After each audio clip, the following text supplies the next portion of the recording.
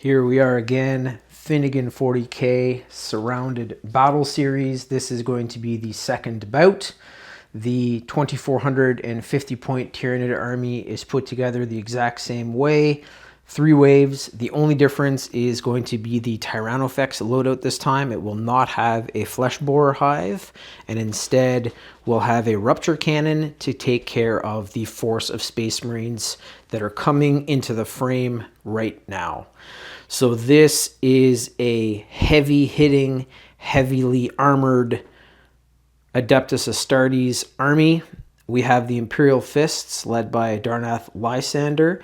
They are coming in at 460 points and are made up of 5 heavy intercessors, Lysander himself, 5 Terminators, and then Eradicator Marines with their massive meltaguns. On the other side, coming in at 500 points, is the Dark Angels led by Belial. This force is going to be out front right away, I think, for both sides, because they want to get into combat right away, and they don't move too quickly. So this force is made up of Deathwing Knights, the sword variant with storm shields. We have Belial, who is the Grand Master of the Deathwing Terminators. We have some companions here, and then we also have some assault intercessors to round everything out, and again they're coming in at exactly 500 points, so this force is legit. As per our rules, they're under 1,000. The last video, almost 2.5 hours long. I had no idea it was that long. It was just so much fun. A lot of rules were covered in that video, so I'm going to probably refer back to it multiple times if you guys want to know about Oath of Moment, things like that. So these 2 chapters, once again, a little different.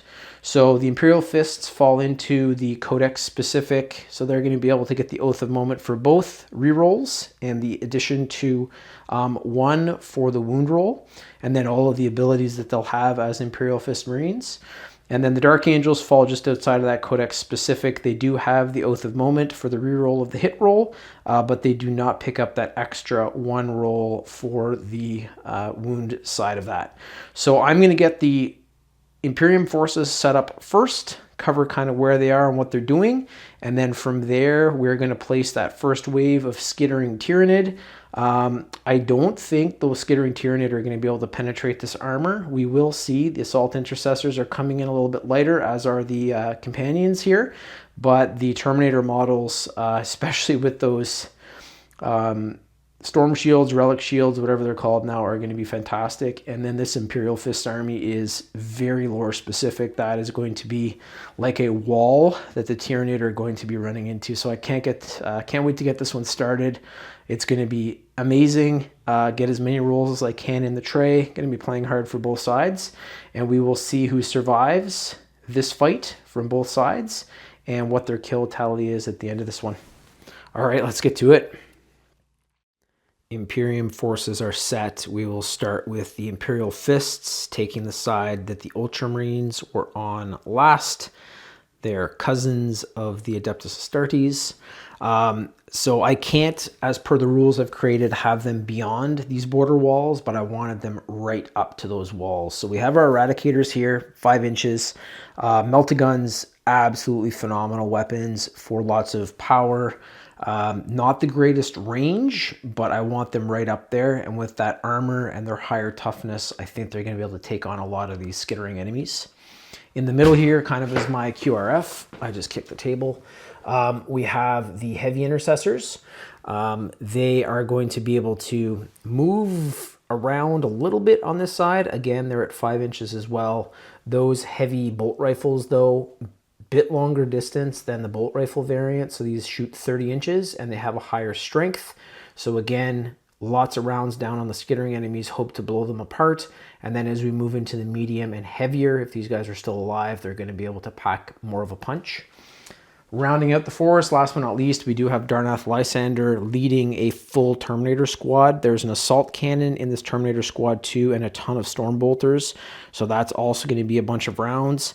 They have the ability to get multiple rounds going. We'll get to that when we get to the tray, but that is our Imperial Fists. On the flip side, where the Blood Angels were last time, their cousin Marines, the Dark Angels, Start up here with the assault intercessors. So faster models, they're going to be able to move 6 inches, lighter armored, but they do have chain swords, and that can, you know, deal a lot of attacks. So that's fantastic. The heavy bolt pistols, okay, not as good as a bolt rifle, but hopefully they'll get the job done. I'm not too worried about them against the skittering enemies, but the medium size, they might be at their limit with that. We'll see how it goes. In the center here, kind of acting as my QRF for the side of the Dark Angels, the Quick Reaction Force, are the Inner Circle Companions. They move 6 inches as well. They have some very great, great swords. So that's going to be able to deal some damage too. Again, not much of a worry against the small enemies. Second and third wave, we'll see how it goes. And then the absolute punch of this Dark Angels force is Belial with his Deathwing Terminator Knights. Incredible that all of this fits within 500 points. So they have the same swords as the Inner Circle Companions, I believe. No ranged attack here, but I don't think it's going to be needed. And these guys are going to be able to weather a lot of fire in that Terminator plate. They also have shields. The storm shields give them an invulnerable save. So that's going to be fantastic. And again, I see them probably with the most staying power on this side of the table. But when we do start taking on some of the bigger Tyranid models, if they do make it through, there might be some lucky model rolls from the Tyranid side for the small and medium enemies. They're going to be the ones hopefully taking out the bigger targets. So now I'm going to get the Tyranid out there. I will show you where I have placed them. And as per the rules for this, I can put the Tyranid wherever I want. So if I want to max out one entire side of the table with Tyranid, I can do that. Or have them kind of, you know, broken up as they were last time. But we will see what I do with them. The Tyranid want to test this wave out too. So the Hive Mind, you know, it's taken on the Ultramarines and Blood Angels. It's kind of learnt. And now it's going to be testing out the Imperial Fists and the Dark Angels. So I'll get them set up, come right back and show you guys what the Tyranid are doing for this first wave. The Hive Mind has been studying these Space Marines very closely. And the Tyranid have actually put out a very potent first wave here to take care of what's on the table. So we have the Biovore. This actually has 2 profiles. It has one where it can launch a Spore Mine. It also has a kind of a cannon attack. They are going to be fired into the Deathwing Knights and Belial. The Barbgaunts as well are the same. They've got multiple shots as we saw in the first game, and they are all going to be aimed at the Deathwing and Belial. Not an incredible strength, but might be just enough to take some wounds off of these Deathwing. And the Tyranid Hive Mind knows that the Deathwing do not move quickly. So that means that they're kind of pinned. They can't get into hand-to-hand combat really this turn. And the only one with a range attack in this group is Belial. The Inner Circle Companions have not been affected. They might be able to move and do some shoots with their heavy bolt pistols into the Barbgaunts or the Biovore. On this side here, the Winged Tyranid Prime sees that it's got the lightest armored Marines in its sights and a squad of 10 Hormagaunts in front of it to kind of create a chitin and teeth and claw wall. So it's going to be able to fly in and get into hand-to-hand combat with those assault intercessors. We will see how that goes. They do have range though, so they're going to be able to take out some of those Hormagaunt models if the rolls are good enough. Over to the Imperial Fists, this is problematic. So even though the Hormagaunts have a pretty weak strength attack, there are 40 of them over here that are facing down Darnath Lysander and his Terminator unit.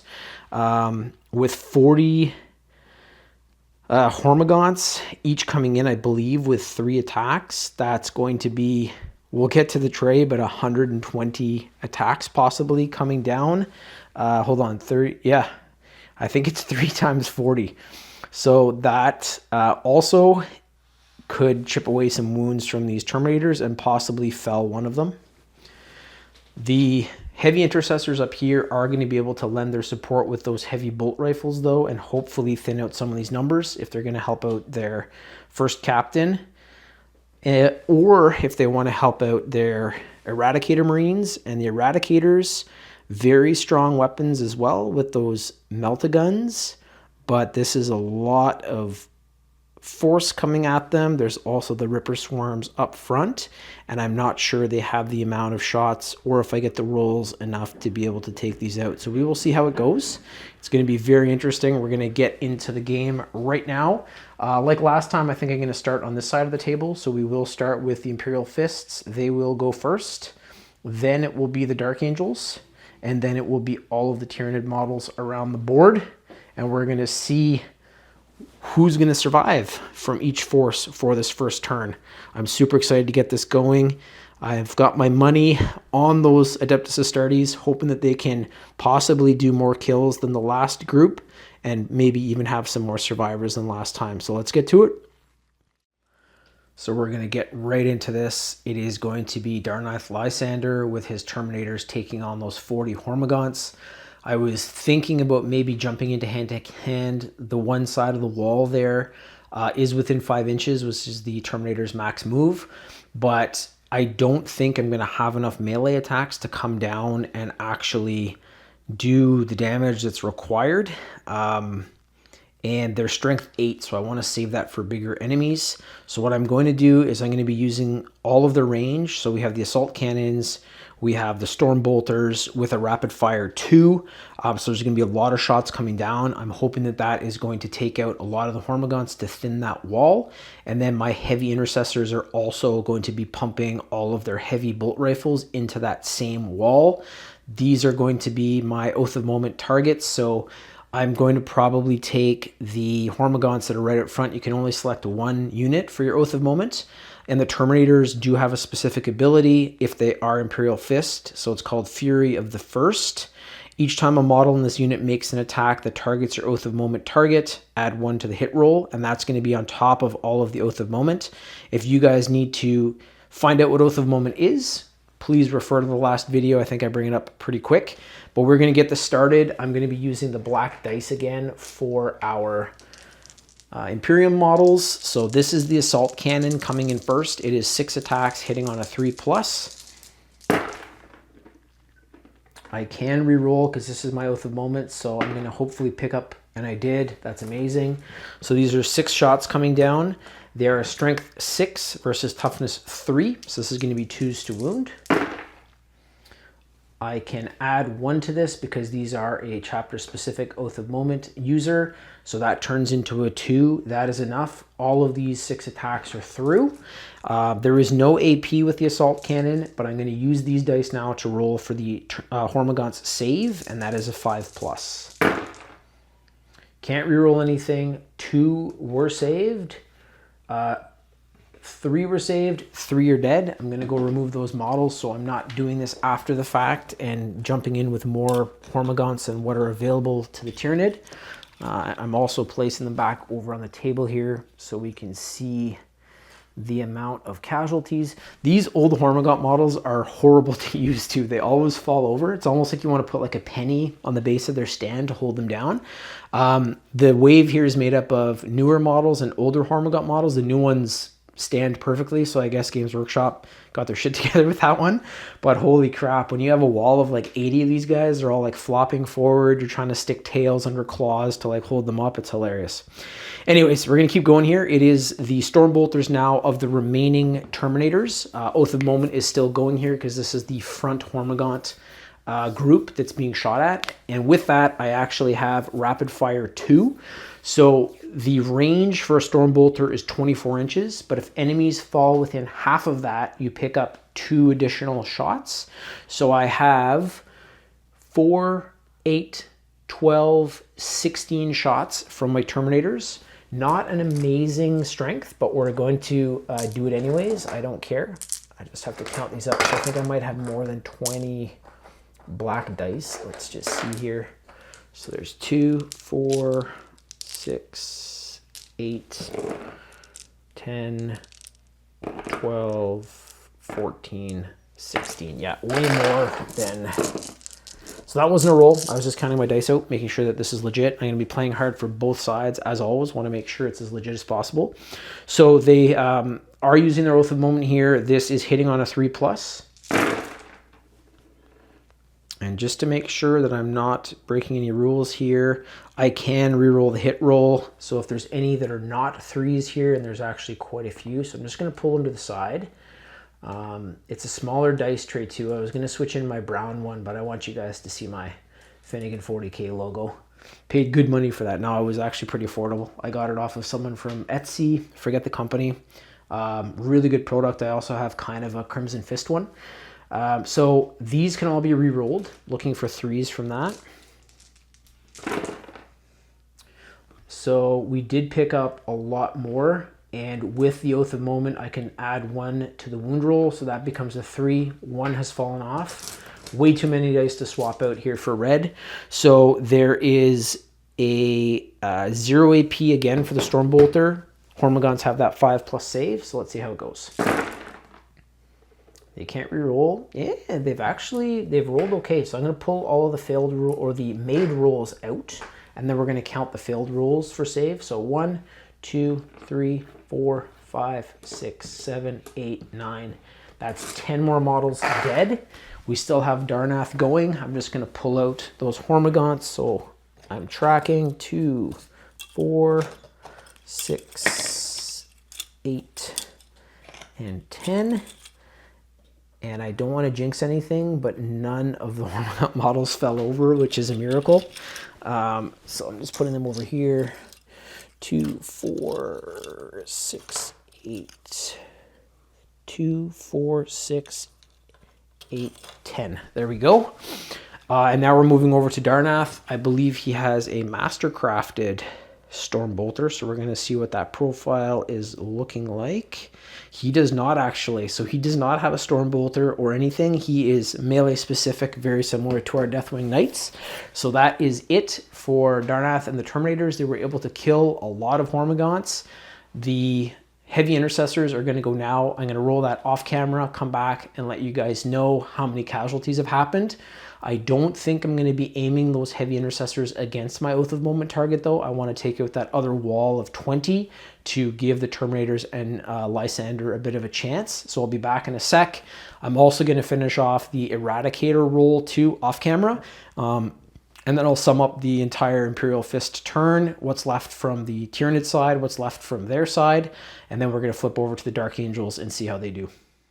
Before we flip over here to their Dark Angel cousins, the Imperial Fists have completed their first turn.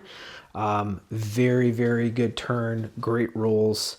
Darnath Lysander, as you guys saw in the tray, does not have a melee, but the Terminators were able to put some rounds down, and they were able to diminish their Oath of Moment target from originally 20 Hormagaunts to 7. Over here, the Heavy Intercessors didn't roll as well, but they were able to kill a few of the Hormagaunts here to lessen the numbers that are going to be pouncing on these Terminators next turn. So the Heavy Intercessors helped out their first captain there.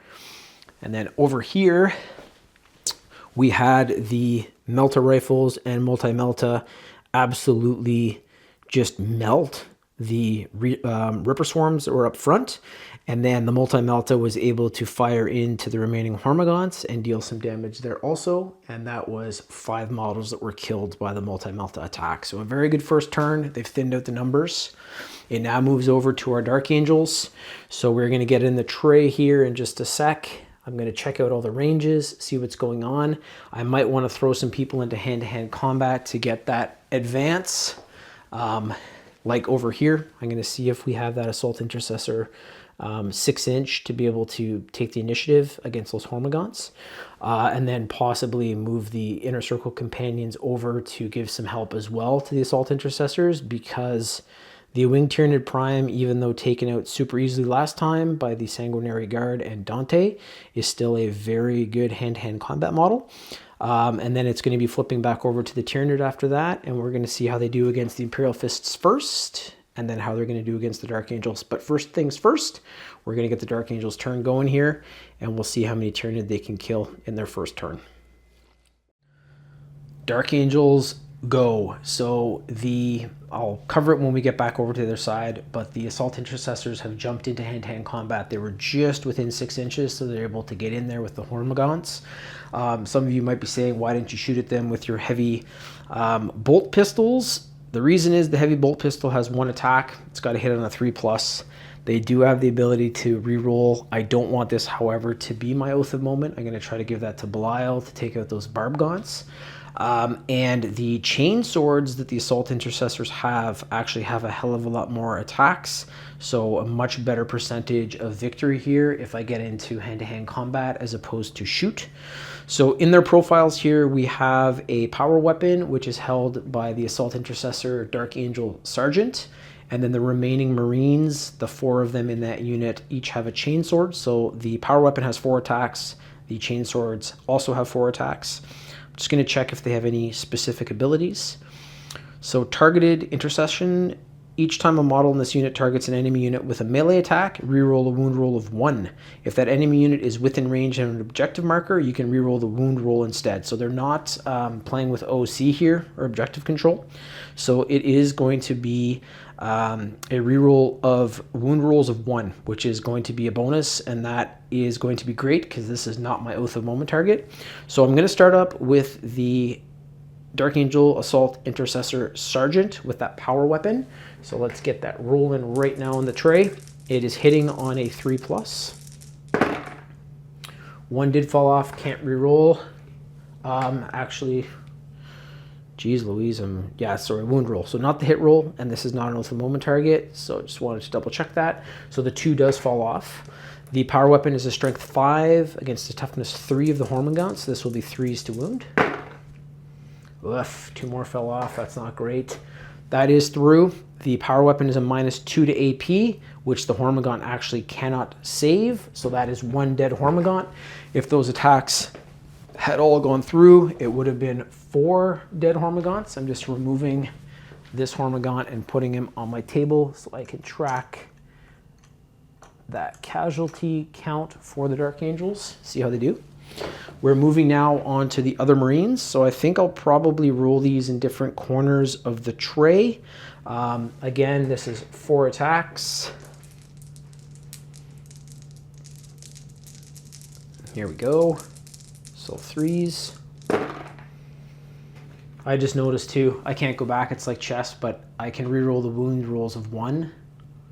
And there might have been 2 there. Anyways, I can't go back, it's too late. It's been recorded in history, so we're going to keep going on here. This is 3s, can't reroll that. I'm going to definitely keep that reroll wound roll of 1 in my head this time. The strength of the chain swords is lower than the power weapons, so this is strength 4 against toughness 3, still 3s to wound though. And I can reroll a 1 here. So that's through for the first one. It is a -1 to AP. So we'll save with the red dice this time. That's going to be 6+ save for the Hormigaunts. 2 more are dead. I'm going to go remove them, and I'll roll the last 3 Marines all together just so it'll be a little bit quicker instead of going back and forth here on the table. 2.5 hours, you know, pretty standard for the size battle. I'm hoping this one will be a little bit shorter. And thank you guys for watching. If you stuck through the 2 hours and 20 minutes, amazing. So here we go. This is the remaining 3 Astartes chain swords going. So I'm going to roll them 1 at a time here. There's 3 left. Okay, that's included in this one. And last but not least, speed things up a little bit. So we can't reroll the hit roll. So anything that's not a 3 in here does have to be removed. So we have a 2. That's not a wound roll 1, so I have to remove that. These are removed. I'm going to sum up all the dice there in 1 throw. So this is strength 4 again versus toughness 3, and I can reroll 1s. So we're looking for 3s. There we go. So I can reroll that guy. I'm going to remove the 2s. Yeah, it was a 1 anyway, so that's out. That's 5 attacks through. -1 to AP, going to be 6+ saves. So that was the roll for the Hormigaunt save. They made 3 saves, pretty good. And then there's a 5 and a 2, so that's 2 more dead Hormigaunts. I'm going to remove those models, and then we're flipping it back over to the Hormigaunts because we are in hand-to-hand combat. The Dark Angels have concluded their attack. Too bad they couldn't take all of them out, because now the remaining Hormagaunts can fight back, and we're going to do that live in the tray as well. The Hormagaunts, not a great strength against Assault Intercessors, though, with that toughness of 4. There might be some wounds, there might be some deaths here, so we're going to have to see. It's 3 attacks per. We have 1, 2, 3, 4, 5 Hormagaunts remaining. I know I have 20 dice in my red pile, so I'm going to take everything out except 5 dice. That makes it easy. I might do that with my black dice too, because, well, when we get to the, I don't know, multiple attacks there in the future from the Barbgaunts or something, I might need the 25 dice. We'll see. So here we go. This is hitting on a 4+. So there's no rerolls there from the Hormagaunts. These guys are kind of a lesser species Tyranid model, but they're definitely their skittering foot soldiers. So all of those are through. It is strength 3 versus toughness 4. Going to need 5s to wound. And they picked up a couple of 5s. That's pretty good. So I'm going to switch out for black dice to save with the Dark Angels. There is a -1 to AP here too from the Hormagaunts. So if there had been more of these, wouldn't be good. That brings our Assault Intercessors up to a 4+. They don't have an invulnerable, so it's going to be 4s. And just like that, they have taken down an Assault Intercessor. So even those little tiny skittering enemies, when they're together with that -1 AP, pretty impressive. We do have a dead Dark Angel Intercessor. So I'm going to continue to roll here off camera. I didn't do Belial shoot. You're supposed to go move, then shoot. But I wanted to get that hand-to-hand off, so I'll come back, let you guys know what's going on with the Belial shoot. Probably not much, because he does have a master-crafted Stormbolter, but we'll see what happens. And then this one's going to flip back over to the Tyranid. So I'll sum up everything for the Dark Angels here in just a sec, and from there we'll flip it around and see what these Tyranid want to do. Summing up the Dark Angels turn 1, we saw in the tray there that the Assault Intercessors were able to take out half of that Hormagaunt squad. Not great though, because there's still 5 remaining that are going to get the initiative this turn, plus the Tyranid Prime that's going to be flying in against those Assault Intercessors. So I moved those Inner Circle Companions in to back them up. They're a little too far to help out. They're not considered together to help with the hand-to-hand, so that's going to be tricky. Over here, Belial with the Master-Crafted Stormbolter and the Oath of Moment target. I was able to kill one of the Barbgaunts, which is actually, you guys might say, oh, that's not great, but they do D6 attacks each, so that might save one of his guys or himself, mattering how many lucky rolls we get. It's flipping over to the Tyranid here. I'm going to be back on the camera in just a sec to show you guys what they're doing, but I think you probably have an idea. There's going to be a lot of melee coming in for the Imperial Fists on this side, because all of the enemies here are melee only. And then over on this side, we've got a bit of melee, and then we have a hell of a lot of shoots coming in. And the Biovore is not going to be firing a Spore Mine in, it's going to be using its regular attack. So we're going to move the Tyranid and then get to the shoots. We'll start over on the Imperial Fists side, and then move it over to the Dark Angels and see if any of these Imperium models become casualties. Tyranid turn 1 is done on both sides. The Hormagaunts have flown in. There's a very high toughness for these Eradicator Marines, but that is a lot of Hormagaunt attacks coming in, and if there's a couple of lucky dice roll, might not bode well for those Eradicators. Over here, very similar story. We have the Hormagaunts leaping over the wall. The Terminators are all locked into hand-to-hand combat. Darnath Lysander is supporting them. However, any wounds coming through will be allocated to those Terminators first and then to Darnath. And then again, same thing over on this side. A little more dire, however. We have 5 Hormagaunts with the Winged Tyranid Prime taking on a beaten up Assault Intercessor squad that lost one guy in the last turn, and behind them some very potent hand-to-hand combat fighters in the Inner Circle Companions, but they are too far to lend a hand, so it's going to come down to the Assault Intercessors, hoping that they can get some good rolls. They don't have an invulnerable save, and they're facing a lot of attacks, and that Tyranid Prime is quite good. Over here, a different story.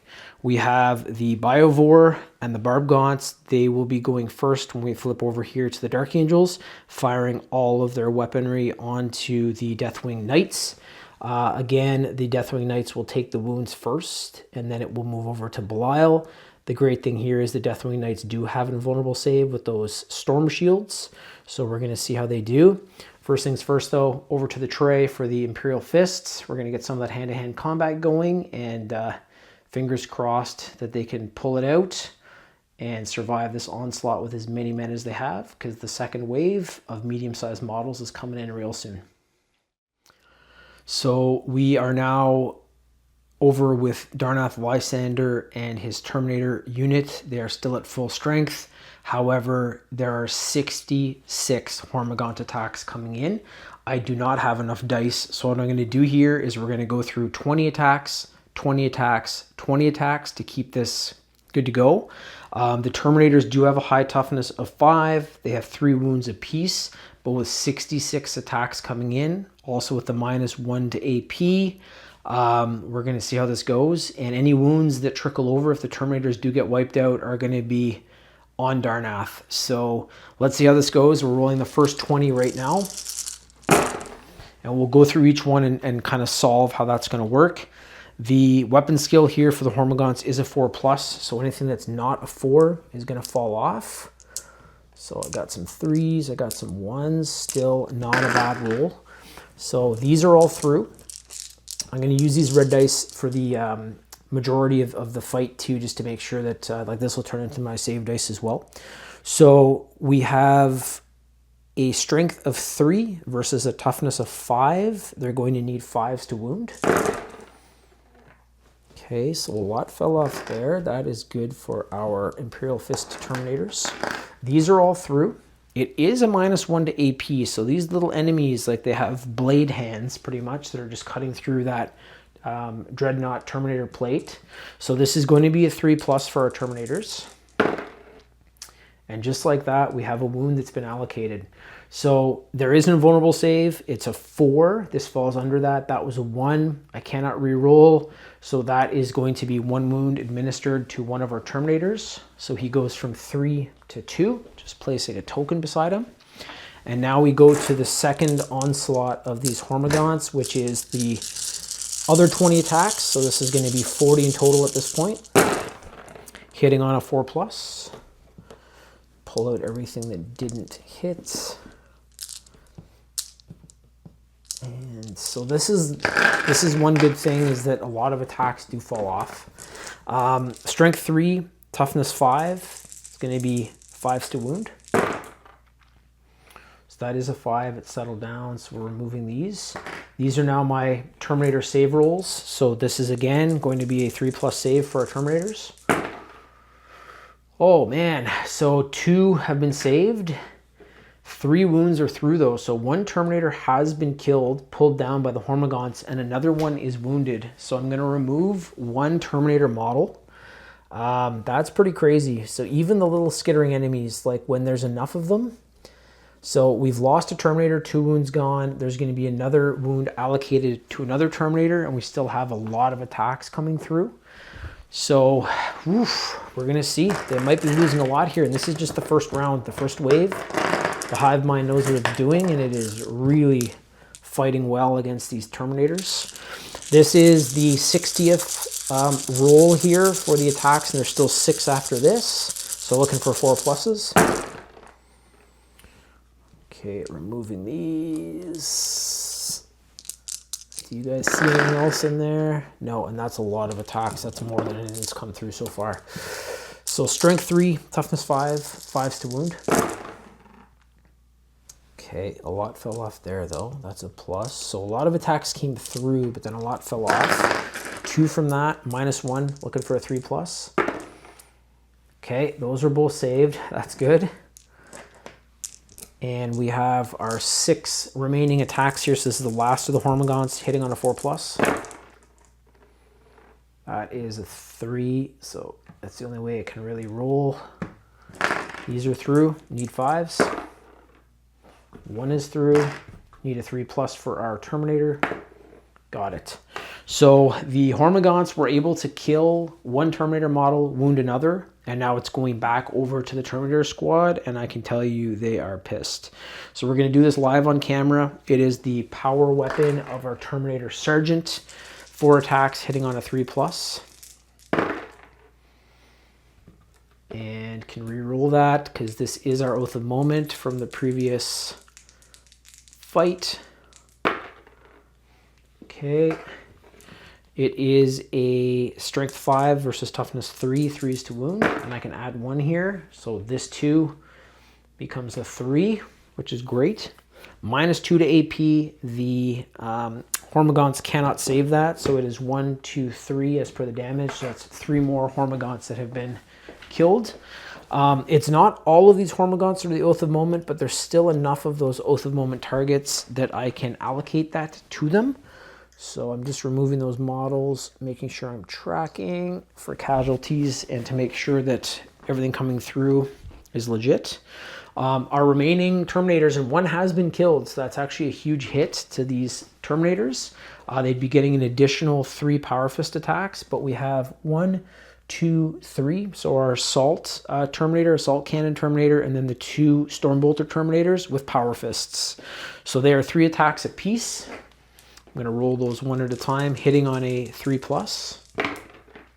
I can re-roll with a moment. Didn't hit. I grab 3 more.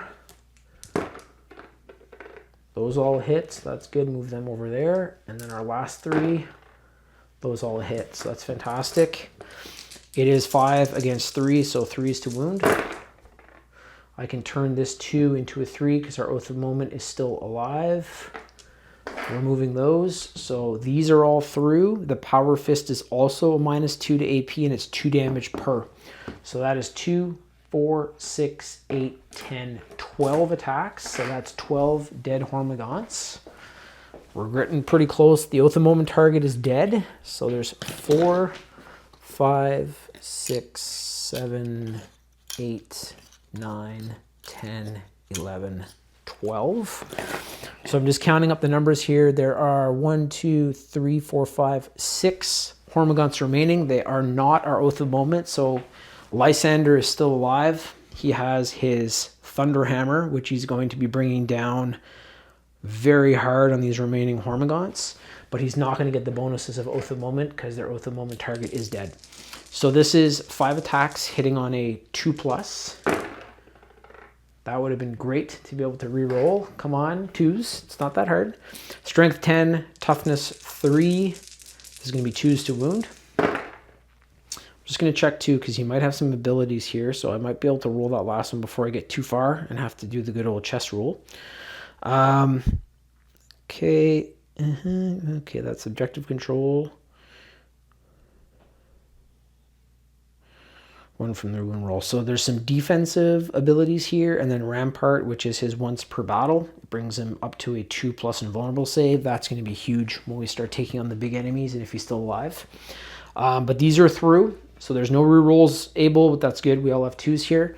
It is -3 to AP. So once again, the Hormagaunts cannot save that. It is 3 damage per. So we have 3, 6, 9, 12. The Terminators and Lysander have been able to take out the remaining Hormagaunts to avenge their dead brothers. So twice as many wounds as needed to kill those remaining Hormagaunts. So they have cleared out an entire 40 Hormagaunts with a little bit of help there from the Heavy Intercessors at the beginning of the turn. But fantastic. I'm going to move over now to the Eradicators because they're also in a similar pickle, fighting close to 20 Hormagaunts. So we're going to see this is a lot less models. And they don't have Power Fists or Power Weapons. So we're going to see how that goes. But I will do that off camera, come back and sum up the entire turn for the Imperial Fist side of the table. Imperial Fist and Tyranid alike. That is the end of the Imperial Fist and Tyranid side on the side of the table. Darnath Lysander and his Terminators were able to kill those 40 Hormagaunts with the help of the Heavy Intercessors. They did, however, lose 1 Terminator and another is wounded. That is not good. This is exactly what that first skittering wave of Tyranid is supposed to do, is to kind of pick away and tire the Imperium forces. So we're going to see how these guys do in the second round and then also the third, because they did lose that one model and one is already wounded. Over on this side, the Hormagaunts are still there, but the Eradicators didn't get this one in the tray. The Eradicators were attacked. They have a very high toughness. The Hormagaunts got some pretty good rolls, actually, some 6s, which is what they need with their strength 3 against that toughness 6. But they were not able to wound, even with the -1 to AP. The Eradicators fought back with their 3 times, so 9 in total, close combat attack weapon attacks, and they were able to kill some Hormagaunts in counterattack. So that is the end for the Imperial Fists. We now move over to our Dark Angels, the cousins of the Imperial Fists, and the Deathwing Knights are facing a lot of firepower, and the Assault Intercessors are facing some pretty damn good hand-to-hand combat models, and they do not have that toughness 6 like the Eradicators do. So we're going to see how that goes. We'll get in the tray right away, get this shoot going for the Tyranid, and see if the Tyranid can take any Deathwing Knight casualties. Back in the tray, we are going to see how these Deathwing Knights do against the Barbgaunts, and of course, if any wounds spill over, they will be allocated to Belial. The Deathwing Knights do have a inner circle ability. So each time an attack is allocated to a model in this unit, so that could be melee or ranged, subtract 1 from the damage characteristic of that attack. So that is going to be great in this instance, and then also later when we start fighting the big models. Belial has some defensive attacks, so like if he survives melee, it looks like he's able to strike back, but that's not going to play here. So let's get going here. The Barbgaunts have not moved. They have a heavy ability with their barb launcher, so it's going to be 3 pluses, but first we have to see how many shots they're actually going to get. Luckily, there's only 4 of them left, because if there's 5, there's a possibility of 30 attacks coming down. So let's see how they roll. 5, not good. 4, not good. 1, good. And 5, not good. So we have 10, 14, 15 attacks coming through. So that is going to be on my red dice. There is going to be that -1 to the damage that occurs, but there's still maybe enough attacks coming through here, and they are coming in at a strength 5 versus a toughness of 5. First, though, we do have to roll, so this is going to be 3 pluses to hit. They don't have any ability to re-roll or get any bonuses there, so we're going to remove anything that's not a 3. Still a lot of shots through. This again is strength 5, toughness 5, 4s to wound. And it looks like a lot fell off there, so that's good. Only 3 attacks made it through of that original 15. It is a 0 AP, so our Deathwing Knights do have a 2+ save. And they've saved them all. Even if damage had been allocated there, there would have been a -1, so if there would have been 1 damage from that, it wouldn't have happened. So the Deathwing Knights have survived a barrage from the Barbgaunts. There is, however, the Biovore left. I'm not dropping a Spore Mine in. I'm using it's called the Spore Mine Launcher, but it's like it's a blast indirect fire attack. So it's going to be D3. This is going to show us how many attacks we get. Only 1. That's fantastic. It is a heavy, so we're getting 3+ here to hit. Got the 3. Strength 6 against that toughness 5, so 3s to wound. 5, I'm just going to see its abilities too. It's got that Deadly Demise, so we don't have to worry about that. And then the Seed Spore Mine, which is when it launches a Spore Mine. So this has wounded. It is a -1 to AP, so that's going to bring our Deathwing Knight up to a 3+ save. And saved it. So that would have been 2 damage. With their ability, that would have been 1 subtracted from the damage, but everyone is good to go. So they've survived 15 barb launcher attacks and the Biovore's Spore Mine Launcher. I think we'll stay in the tray here. I'm just going to get everything sorted. Got to count the numbers because we are now moving over to the Winged Tyranid Prime and the Hormagaunts versus the Assault Intercessors. So we'll be back in just a sec with that. So this is going to sum up all of turn 1 for both the Imperium and the Tyranid. I'm going to sum everything up there in just a sec when we're done this. Our assault intercessors are far from through it though. There are still 5 Hormagaunts that are locked into hand-to-hand combat with them. They each have 3 attacks. So that is going to be 15 attacks coming down. Mattering, if those do anything, there's still the Winged Tyranid Prime after them as well. So I'm just going to grab my 15 dice. We'll get this going. So it is a 4+ to hit here. So it looks like there's probably about half through. Yep, a little over half. It is strength 3, toughness 4, 5s to wound. And that's actually a pretty good roll. So half again has fallen off, but there's still 4 through. We've got that -1 to AP. This is going to be my assault intercessor save. Brings them up to a 4+.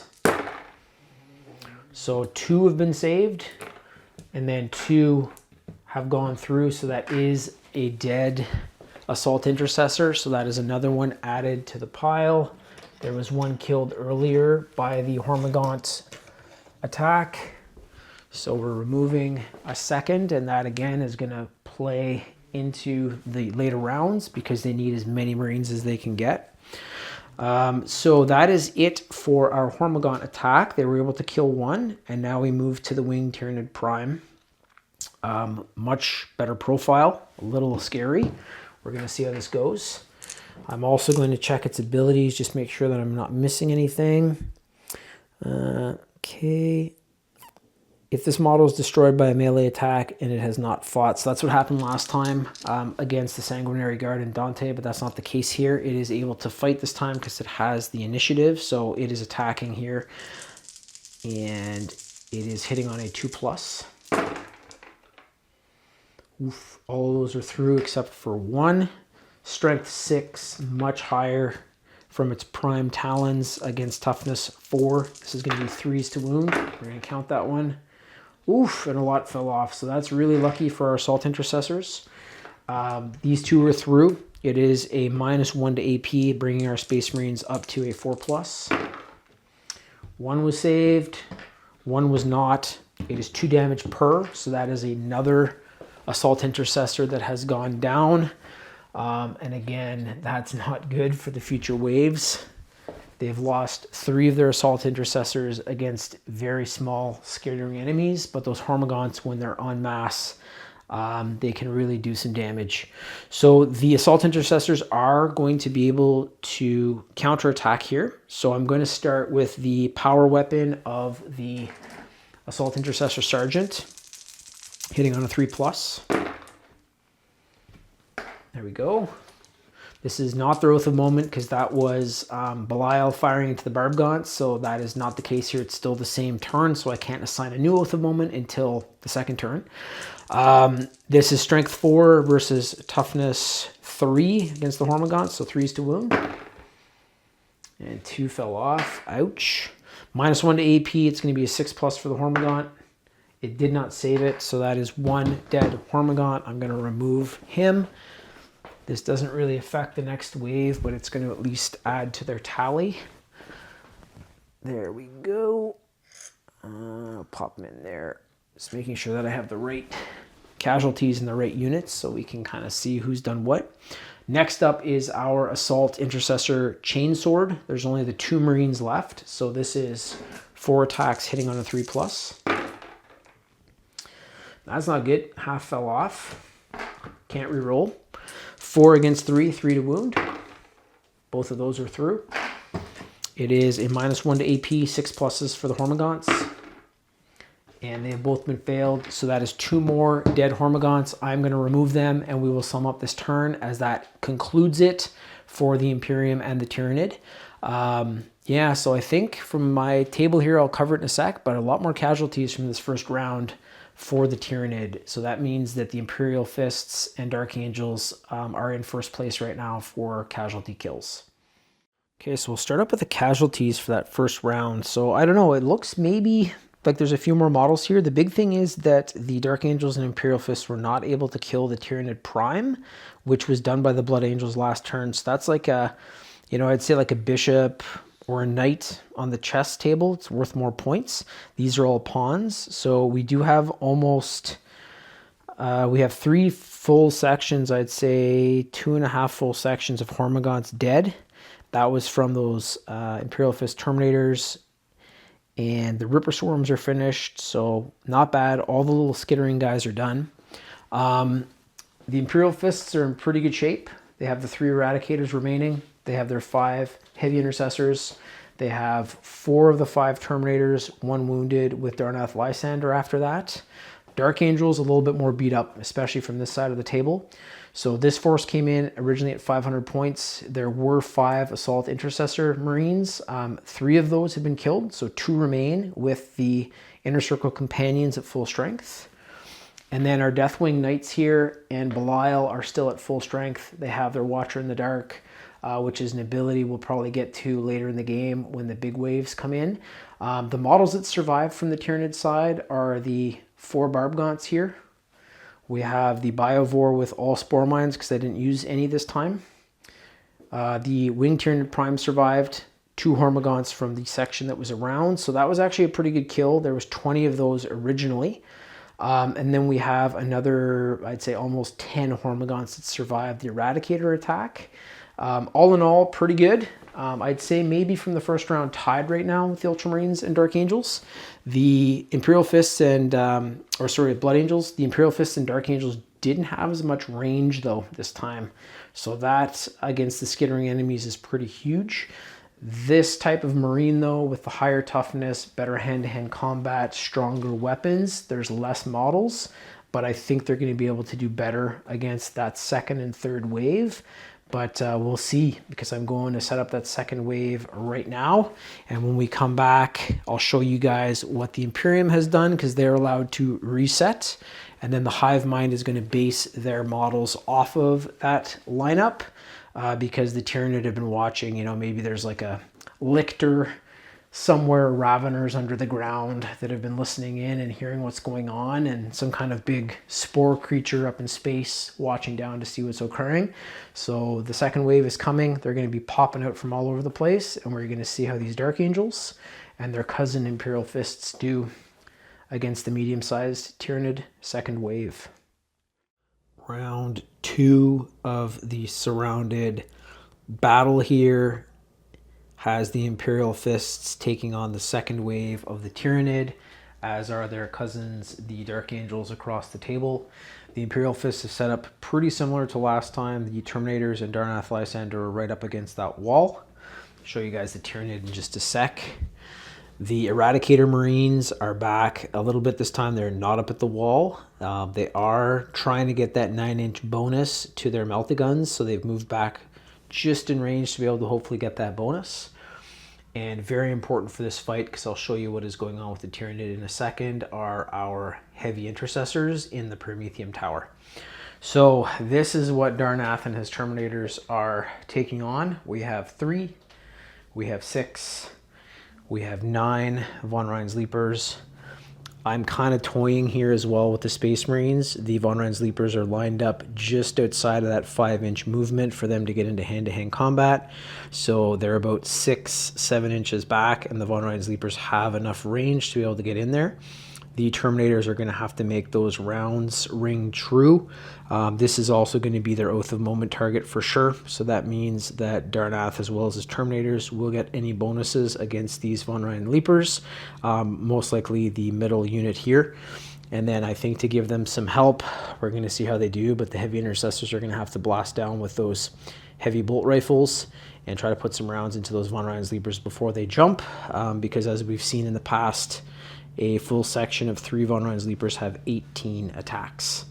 The Eradicators here, I'm hoping you're going to be able to take care of these Raveners, because the Raveners absolutely tore apart the Ultramarines that were on the side. That was an Intercessor unit, so these guys are more heavily armored, higher toughness with the Eradicator Marine armor, but we will see how it goes. On the flip side of the table, things are not looking any better. We have the remaining Assault Intercessors and the Inner Circle Companions staring down the Pyrovore. I've also placed the Pyrovore just outside of their 6-inch movement, so Anything that's going to be coming down on this is going to be a ranged attack in the form of a heavy bolt pistol. We'll see if it can maybe plank off a couple of wounds from that 5 from the Pyrovore, but we're going to have to get some damn good rolls to get that going because it's 1 shot per. Over here is where we're going to have the Oath of Moment target for the Dark Angels. We have Belial and his Deathwing Knights staring down the Swarm Lord and the 3 Tyrant Guard. We saw as well the Swarm Lord absolutely chopped in half an almost full Death Company Marine section with 2 wounds apiece. The Deathwing Knights have more wounds, higher toughness, but once again, they move 5 inches, and the Tyrant Guard are just outside that 5-inch range, and the Swarm Lord has a high enough range as well as those Tyrant Guard to get into hand-to-hand combat and get the initiative. And from what we saw in the last turn, the only ranged attack here is actually Belial with his Mastercrafted Stormbolter. So we're going to get to this one right away. It's going to be the shoot for the Imperial Fists, hoping that they can have some shots land true. Those Meltas and Multi-Meltas hopefully going to splash all over those Raveners and melt them apart. Terminator is going to be firing with those Storm Bolters. Lysander also does not have a ranged weapon, so he's going to have to hold it down if they do get swarmed. And then I'm going to have to see how those Terminators do, how the Eradicator Marines do, and then I'm going to be giving some support with the Heavy Intercessor section, and then we'll flip it over here to the Dark Angels, see how they do, and then over to the Tyranid, and that will be the end of the second wave. So let's get to it. Over to the tray. Right into the tray we go here. This is Darnath Lysander's Terminators firing into the center group of Von Ryan's Leapers. This is going to be the Oath of Moment target for them, as well as the Heavy Intercessors if they're in range to lay some rounds down. The Terminators really have to get some good shots in here, and if they can take out at least 1 unit, I think they're going to be in okay shape. But we will see. They have a bit of a higher toughness, not as high as that Eradicator armor, but we'll see how those Terminators do. So we're going to be firing first with the Assault Cannon. It is 6 attacks coming down, and we are going to be able to re-roll here because of Oath of Moment. We also have the Fury of the Fist, which is each time a model in this unit makes an attack, the target's your Oath of Moment target, which is this, add 1 to the hit roll. So we're going to be able to add 1. It's going to be a full reroll though with the Oath of Moment, so see how it goes. Here it is, 3 pluses. So we had 2 that fell off. I'm going to flip that, use that skill. That becomes a 3. We're just rerolling 1 dice instead of 2 because you might get a couple of 1s, so that worked out well. And that's a 4. So all of the Assault Cannon shots have fired. It is a Strength 6 weapon versus Toughness 5. This is going to be 3s to wound the Von Ryan's Leapers. I can add 1 to these because it is their Oath of Moment and they are Codex specific. Half the rounds have fallen off though. Those were not 3s. Kind of a Boo-earns. So it is 0 AP. This is a 4+ save from the Von Ryan's Leapers. And we have 1 damage, so 2 are saved. 1 damage has gone through. I'm going to make sure that that is flipped for the token of one of the Von Ryan's Leapers here. So I am tracking. Those 3 wounds turn into 2. Good start. We have 1 Terminator with all the shots and 1 wound from the Von Ryan's Leaper. Next up is going to be the Stormbolters. They are definitely within the 12 inches, so we're going to get that rapid fire 2. So that is 2, 4, 6, 12 in total because we double that up. 2, 4, 6, 8, 10, 12. Here we go. And this is hitting on a 3+. I can re-roll any that fall off in the hit roll. And actually, I can add that 1 because of the Terminator's ability. So we're going to do that right away so we're not risking possibly rolling a bunch of 1s. And we picked up another one. That guy's off. Can't re-roll that. But these are all through. Not too bad. The thing that sucks here is the Stormbolters are a Strength 4 versus that Von Ryan's Leaper Toughness of 5. So this is going to have to be 5s to wound. And that's not a good roll. We can add 1 to the... Yeah, it's not going to help out. We needed 5. So we have 1, 2 that are through from that. Woof, it's not great. So if there had been a 4 in there, I could flip it, add 1 to the roll there, but that's not going to work. So there's only 2 through. I'm going to be saving here, again, 0 AP, so 4+ saves for the Von Ryan's Leapers. And another wound is gone. That is not enough, though. Wow. So that Von Ryan's Leaper that was wounded is now down to 1 wound, but it still has its full attacks in hand-to-hand combat. So that means I'm going to move it over here to my heavy intercessors. I'm just measuring across the table to see if this Oath of Moment is within 30 inches. It is. So that's really good. I'm going to flip over the profile here to my heavy intercessors on my app. I have to say this app is pretty sick. Like, I have 3 cell phones here. Well, one's like an iPod kind of thing. And I have the app downloaded so you can download it on multiple devices. I have my iPad, my iPhone, and then an old school like iPod that's able to run the app somehow. So that's really good. The heavy bolt rifles are 2 attacks. I'm just going to check again. It's been a day actually since I was chatting with you guys last for wave 1. So I want to make sure I'm not missing anything here. Nope, they only have the objective control marker. So we're going to start off with the heavy bolter. It is a heavy weapon, so with the heavy bolt rifles, that means that they're going to get an addition to their ballistic skill, so the 3+ turns into a 2+. This is also the Oath of Moment target, so I can reroll a whole bunch of shit. They don't have that Terminator ability where you add 1 to the hit roll, but let's see how we do. So heavy bolter looking for 2+. Ooh, just made it through. Could have rerolled that, don't need to. Strength 5, toughness 5, force to wound, and I can add 1 here if I need to. So this 3 becomes a 4 with that rule for Oath of Moment. So instead of 2 falling off, only 1 has fallen off. It is a -1 to AP. So this is going to be a 5+ save for the Von Ryan's Leapers. And 2 damage. So, strafe them like chuck, like a 50 cal. So there is 1 that has been saved. 2 damage has gone through. So that has killed one of the Von Ryan's Leapers that was wounded, and the heavy bolter fire sprayed across and it got the other one. So that is a big thing because we're facing less Von Ryan's Leapers, which is the whole idea for using my heavy intercessors here, because my eradicators are probably not going to get their support and the eradicators might get swarmed, but we'll take that on in a sec. So the heavy bolt rifle, sadly, it does not have any kind of bonus to its attacks. It is 2 per, but we do get the bonus for the ballistic skill. So we have 2, 4, 6, 8 dice because we have 4 Marines left that have the heavy bolt rifle. So we're going to roll these one at a time looking for 2+. Those are through.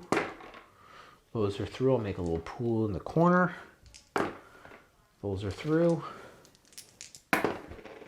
And we've got every single shot through. Fantastic. It is also strength 5 versus that toughness 5. Force to wound. Okay, so not as great a roll. I am able to add 1 to that wound roll though because of Oath of Moment. So this 3 becomes a 4. So we're able to pick up 1 extra attack. Those fall off, sadly. I'm going to use these dice now to save for the Von Ryan's Leaper. It is a -1 again to AP, so this is going to be 5+. And very good. This is also that 2 damage per. So 2 were saved, and we have 2, 4, 6 wounds coming through. So those heavy bolt rifles just laid down right on them. Yeah, sorry, that's 2, 4, 6 wounds. There was only 5 wounds left. So the Terminators teamed up with those heavy intercessors up in the tower have been able to kill 1 unit of Von Ryan's Leapers, which ups the survival rate of the Terminators and Darnath greatly, and we need them for this final round. So that was extremely important. I am going to roll for the Eradicators off camera. Come back and sum up that side, and this is going to be flipping over to the Dark Angels, and we'll see how their first turn goes. That concludes our Imperial Fist turn for wave 2. It is going to be flipping over to the Tyranid on this side, but we do have to take care of the Dark Angels first. So the Terminator's somewhat effective. It was actually the heavy intercessors up in the tower that were able to do the most damage with the Oath of Moment against the center target. So that 3 von Reinslieber unit has been taken out. And then these von Reinslieber's are still alive with full 3 wounds apiece. And 3 wounds apiece. The big thing is, instead of facing 18 times 3 attacks, it's going to be 18 times 2, so 36, which is actually going to be a lot better, but they are going to be getting in, and they do have a very good strength. Possibly perfect for Terminator slicing. Over here, the Eradicators actually did fantastic. They did not need the heavy intercessors. Some of the best rolls I think I've ever had from my Melta rifle and Multi-Melta. They were able to kill the entire Ravener section except for one. This one does still have 3 wounds. It is quite good in hand-to-hand combat. But against a toughness of 6 from the Eradicators, I'm not sure it's going to be able to penetrate. If there was the full 5 or even 4 of them, I'd be a lot more worried. That's a ton of attacks coming down. But this might be okay. So we're flipping it over here now. It's going to be the shoot. Again, just out of range here, so those Dark Angels are not going to be able to get into hand-to-hand combat, which is where they're most potent with that weapon loadout I gave them. There are a lot of heavy bolt pistols in there, though, so I'm hoping we're going to be able to take out maybe the Pyrovore, or at least weaken it. So it's not going to be able to do any shots. If I can kill it, that'd be fantastic. And then over here, a little bit more worried because all that they're going to be able to do is Belial firing into that Tyrant Guard at the front. He can't shoot at the Swarm Lord because there's no precision, I don't believe, with his attacks. So a Mastercrafted Stormbolter, even though a very nice weapon, against the Tyrant Guard's thick Chitin. We'll see how it goes. So over to the tray for the shoots, and then it's going to be flipping over to the Tyranid really soon. Here we go. We are going to start with the Dark Angels shoot. I was just looking at Belial's profile, and actually his Mastercrafted Stormbolter does have precision. So that means that he can direct those shots at the leader of the unit, and those are going to be directed against the Swarm Lord. I don't know if it's going to be able to do much because the Swarm Lord has a toughness of 10. The Mastercrafted Stormbolter, even though very nice, has a strength of 4.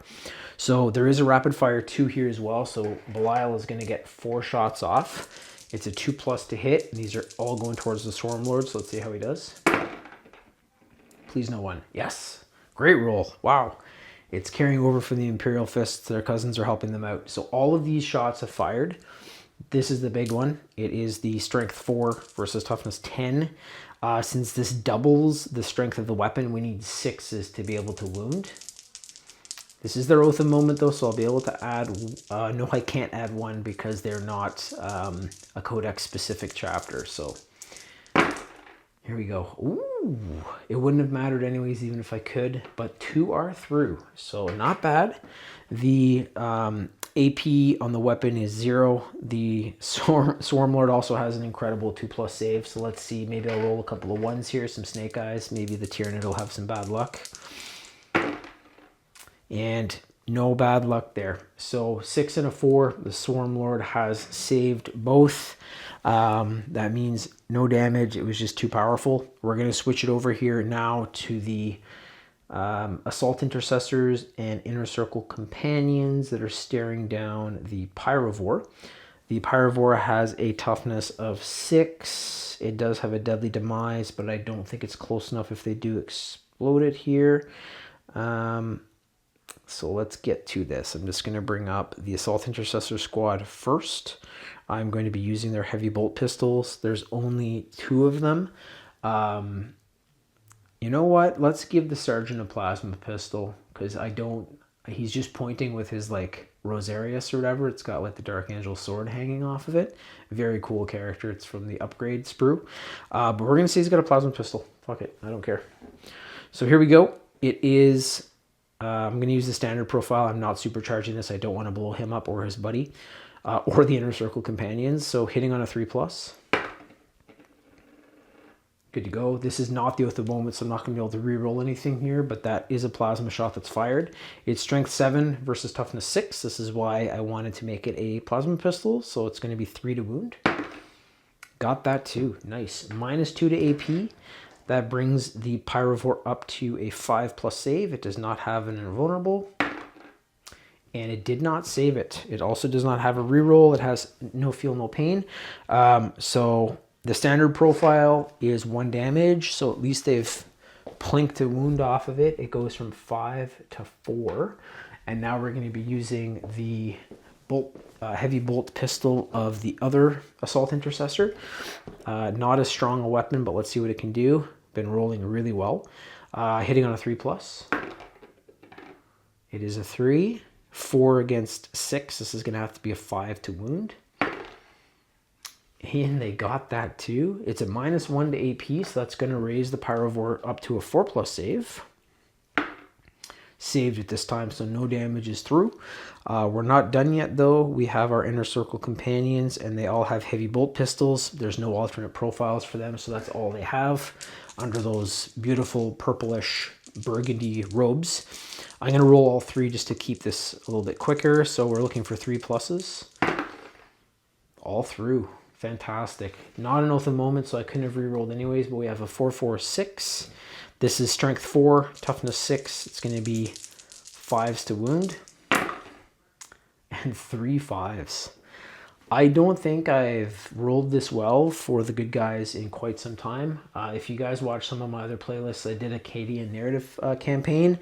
Maybe like, I think 60% of the rolls I needed throughout that whole thing, like 55. My next narrative campaign was the Sisters of Battle, and that was horrendous. It was some of the worst rolls I think I've ever had. There's also been some pretty bad rolls in some of my others, so I will take this. 3 5s is fantastic.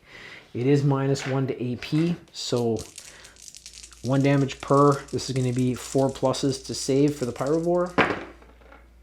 And he was able to save 2, so not too bad. That would have taken a lot of wounds off if those had gone through. 1 has not been saved.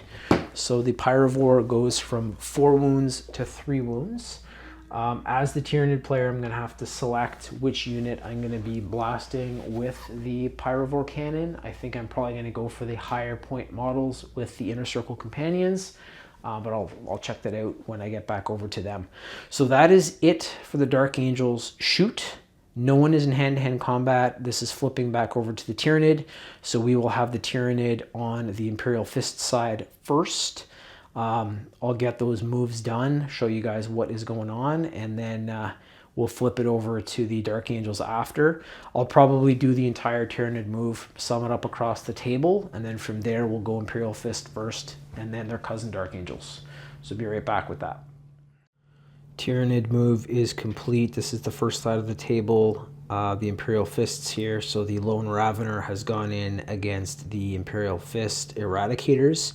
I'd be much more worried if there's still even 3 of these things. So just 1 is pretty great. It is going to get the initiative. It might be able to wound, possibly kill one of the Marines, but I think they're going to be able to battle back and maybe kill it. Over here, a little more worrisome. We still have the 3rd wave to come after this too, and these Terminators are super important. We lost one early on in the game to the Hormagaunts. Another one is wounded at the back there with 2 wounds left. The Von Rans Leapers have jumped in on either side, so Darnath is in there as well, swinging his hammer, but the Tyranid do get the initiative, so they are going to be attacking first. So we'll get that on camera for sure. The Pyrovore here, even though a shoot attack, this is going to be kind of the second side of the battle, so we'll start off with that when we get over to the Dark Angel side of the table. So the Pyrovore is going to be shooting in at the Inner Circle companions. And then over here, oh no, we have the 3 Tyrant Guard with the Swarm Lord as a unit. Any buffs from that Swarm Lord are going to be placed on the Tyrant Guard. I'll have to check again in the abilities to see what's going on there. And there are 5 fully fully healthy, I guess I'll say, Deathwing Knights, and then also Belial, their Grand Master of the Deathwing, to help them out. So that is going to be a hell of a scrap. Again, though, the Tyranid are going first, and that Swarm Lord is pretty scary. So over the tray, we will get the Imperial Fists going, and then I will see how that all goes. We'll come back, sum up their turn, and then flip it over to the Dark Angels and see what they do. And once again, the heavy intercessors are in the tower. They gave as much help as they could, and now they're just watching down as their brothers are fighting against very strong Tyranid creatures. All right, so I just did the Eradicators fighting the Ravener. The Ravener had the initiative. It did not roll well, even with those Twin Link Claws. There's only one of them, though, so it's tough. The Eradicators were able to counterattack and actually take a wound away from it because they had 9 attacks. Not many made it through, but the Ravener is down to 2 wounds. I'll show you guys in a sec when we get through this hand-to-hand combat. We are now over with Darnath Lysander and his Terminators of the First Company. They are fighting those Von Ryan's Leapers, and the Von Ryan's Leapers do have the initiative. I'm just going to check the Terminator Squad abilities here. This is also still their Oath of Moment. No, the Oath of Moment unit was killed. That was the 3 in the middle, so they're not going to be getting the Oath of Moment bonuses. But the Terminators do still have that Fury of the First, which allows them to add 1 to the hit roll. So that might help out if a roll falls off. Darnath too, I'm just going to check here as well with his abilities. Again, it's been a day since I was here. So each time an attack targets this model's unit, if the strength characteristic of that attack is greater than or equal to the toughness characteristic of that unit, subtract 1 from the wound roll. So this is toughness, strength 5 attacks coming in on toughness 5. So that should actually be active for this turn. So that means that, yeah, if the strength characteristic of the attack is greater than or equal to, so it's 5 and 5, subtract 1 from the wound roll. So I'm going to be able to subtract 1 from the entire wound roll that comes in. Again, it doesn't say if it's per unit or per like attacking force, because there's 2 units here of Von Ryan's Leapers, so I think that would be 1 wound per unit. I'm also going to lock in, no I'm not. So we have something called Rampart, which gives them a 2+ invulnerable, and that's for the entire phase. I think I'm going to bring that into play at the end when they're taking on the big models. And then the last one is Inspiring Commander, but that has to do with objective control. But we are going to use the icon of obstinacy, strange word, for that. So we're going to go to the Terminators first. They're going to be taking any wounds, but they are going to be able to take 1 damage off. So here we go. 18 attacks here though. Yeah, we're going to have to do this in 2 chunks because I don't have enough red dice. So there's 6 attacks per Von Ryan's Leaper. There's 3 of them, so this is 18 attacks per. This is the first unit of Von Ryan's Leapers. They're hitting on a 3+. So they don't have twin length. They can't reroll anything, but there's still a lot of 3s, and this is only the first group of them. We have that strength 5 from the Leaper's Talons versus the toughness 5 of the Terminator, so 4s to wound here. Just going to check too. Okay, yeah, so there's no abilities that help the Von Ryan's Leapers out there. So we're looking for 4s. So a lot fell off there. That toughness is helping out. These, however, are through. It's a -1 to AP, so that does bring the Terminators up to a 3+ save from their 2+ save. And we are able to take 1 damage away, so this one would have gone through, so we can remove that 1 damage from that unit. These have all been saved, so pretty damn good. 1 wound has been delivered to that already wounded Terminator, so that Terminator is down to 1 wound. And we're going to be flipping over here to the other Von Ryan's Leaper section of 3, so this is another 18 attacks coming down. We are going to be able to remove that 1 damage. Let's see how they roll here. That's the biggest thing. So 3 pluses for the Von Ryan's Leapers, Leaper Talons to hit. So it looks like the enemies are not rolling great, which is amazing for my Imperium, and they've been rolling super well. So about the same. I'd say maybe 30% fell off. These are all through. Strength 5, toughness 5, 4s to wound. And more fell off. Wow. That's tough. That's tough for them to get those 4s. It looks like with that many dice going on, they should have had more hits. So the Emperor is definitely looking down upon these Imperial Fists. So these are through. I'm going to use the same dice to save now, so this is again 3 pluses, but I can remove 1 damage as per Darnath Lysander's ability for them that I can't pronounce. So here we go. And these are all saved. This one would have been a wound and killed that last Marine in Terminator armor, but we're able to cancel that out because of Darnath Lysander. So it is flipping back over here to some very pissed off Imperial Fist Terminators. They're not going to be able to use that Oath of Moment, but I don't think it's going to matter. We have the Power Fists, Power Weapon coming down. The Power Weapon's got that Strength 5. Power Fist has the Strength 8. Sounds like it's perfect for crushing Von Ryan Leaper limbs and legs and faces. So here we go. Power Weapon, 4 attacks, hitting on a 3+. All of those are through. Strength 5, Toughness 5, Force to Wound. 2 fell off. Sorry, the ability there for them is add 1 to the hit roll. Can't do it for the wound roll. So these 2 do fall off. I'm going to turn the black dice into red dice for the save. The Power Weapon is a -2 to AP. That brings the Von Ryan Sleeper up to that 6+ invulnerable. And it has done 1 damage per, so we have 1-2 wounds that are allocated to another of the Von Ryan Sleepers. So 1 is going from 3 down to 1 wounds, and that's just the Sergeant. We still have all of the Power Fists to come, and that's where most of these attacks are going to be coming from. Tons of dice rolls. So we have 3 Marines with Power Fists. That's going to be 9 attacks in total. So 3, 6, and 9. Make sure I'm counting that up. Yep. This is hitting on a 3+ as well, and I can add 1 to the hit roll. So this was a 2. Oh, look at that. Because of the Imperial Fist ability, it's now a 3. So that hits. Strength 8, Toughness 5, 3s to wound. Can't reroll that, sadly, and actually quite a few fell off. We had 4 fall off, 4 are through. I'll switch out for 4 red dice. This is -2 to AP. Again, that's 6+. And that is something, because that is 2 damage per with the Power Fist. So we have 2, 4, 6, 8. I'm going to flip it over here. They had 7 wounds in total.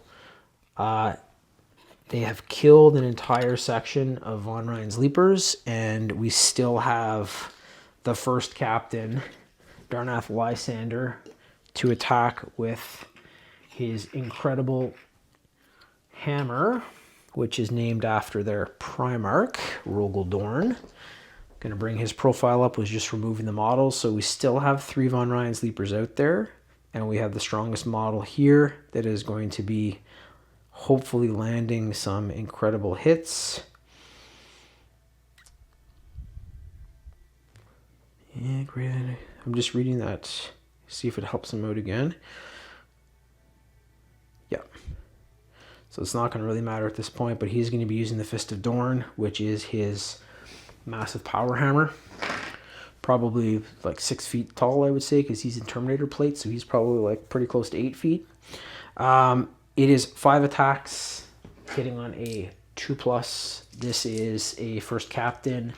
And I would say that these Primaris Marines, if you're looking at a captain, first captain, they probably have the strength of one of their Primarchs from 10,000 years ago.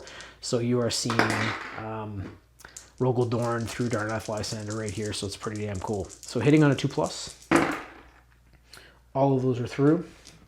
Strength 10, Toughness 5, 2s to wound as well. And he's picked up all of those. I am going to use these dice for the Von Ryan's Leaper roll. So it is a -3 to AP. This would usually bring the Von Ryan's Leaper up to an impossible save of 7+, but they do have an invulnerable 6+ save, so it is going to be a 6+ here. So 1 was saved. There's 3 damage per attack that goes through though. So this is not just a hammer, it's got like a massive electrical field around it. So when it smashes down, it like crushes cement, crushes mountains, crushes whatever it hits. And that is 3, 6, 9, 12 wounds. So Darnath Lysander single-handedly has killed 4 Von Rein's Leapers, but there were only 3 here. So he literally used that Fist of Dorn, put it right through the center Von Rein's Leaper. It exploded, and all of that electricity just came flying off the hammer. So that is an incredible round. I'm going to sum that up in just a sec on the table and show you guys. So the only model left there is a Ravener, but we'll get over to show you that in just a sec. Well, if you play Tyranid and you got a lot of Von Rein's Leapers, the Terminators may crush them. The Termagants, or the Hormagaunts, sorry, in that first wave with those multiple attacks were able to do some pretty good damage. They killed that one Terminator and then wounded the other. The Von Rein's Leapers here came in with 36 attacks in total. They were able to bring that Marine that was still wounded down to 1 wound. And then they fought back and were able to wipe out the entire Von Rein's Leaper sections. So that is amazing, with 3 wounds to spare from Darnath Lysander alone. Over here, the Ravener tried to go in and attack. Pretty good attacks on it against lighter armored, so they made very quick work of those intercessors. But this Ravener unit faced Melta rifles and multi-Meltas, and then 3 Marines that, again, I mentioned last battle, could probably rip a Hormagaunt in half with their bare hands. Ravener's a little bit stronger, but they were able to punch it and stab it and bite it and kick it and take a wound away. So the Ravener has survived the second round. That is the only model on this side from the medium class that has survived for the Tyranid against the Imperial Fist. It is flipping over now, though, to the Tyranid against the Dark Angels. And again, we have that Pyrovore. It's got 3 wounds. It's going to be able to possibly cook those inner circle companions. The Hive Mind is controlling it, letting it know that it has to attack the stronger models because it wants to have them weakened for that third and final wave. And then over here is going to be the Battle of the Century. Definitely excited to get this one in the tray. It is going to be the Tyranid fighting first, and then hopefully a lot of those Deathwing Knights are still alive and they are going to fuck shit up. So, all right, over the tray, let's get the shoot, then the hand-to-hand, and that is going to be the end for turn 2, wave 2. So we haven't had too many ranged attacks this battle, at least from the side of the Tyranid. A lot of them were killed right away. So this is the Pyrovore versus the Inner Circle Companions.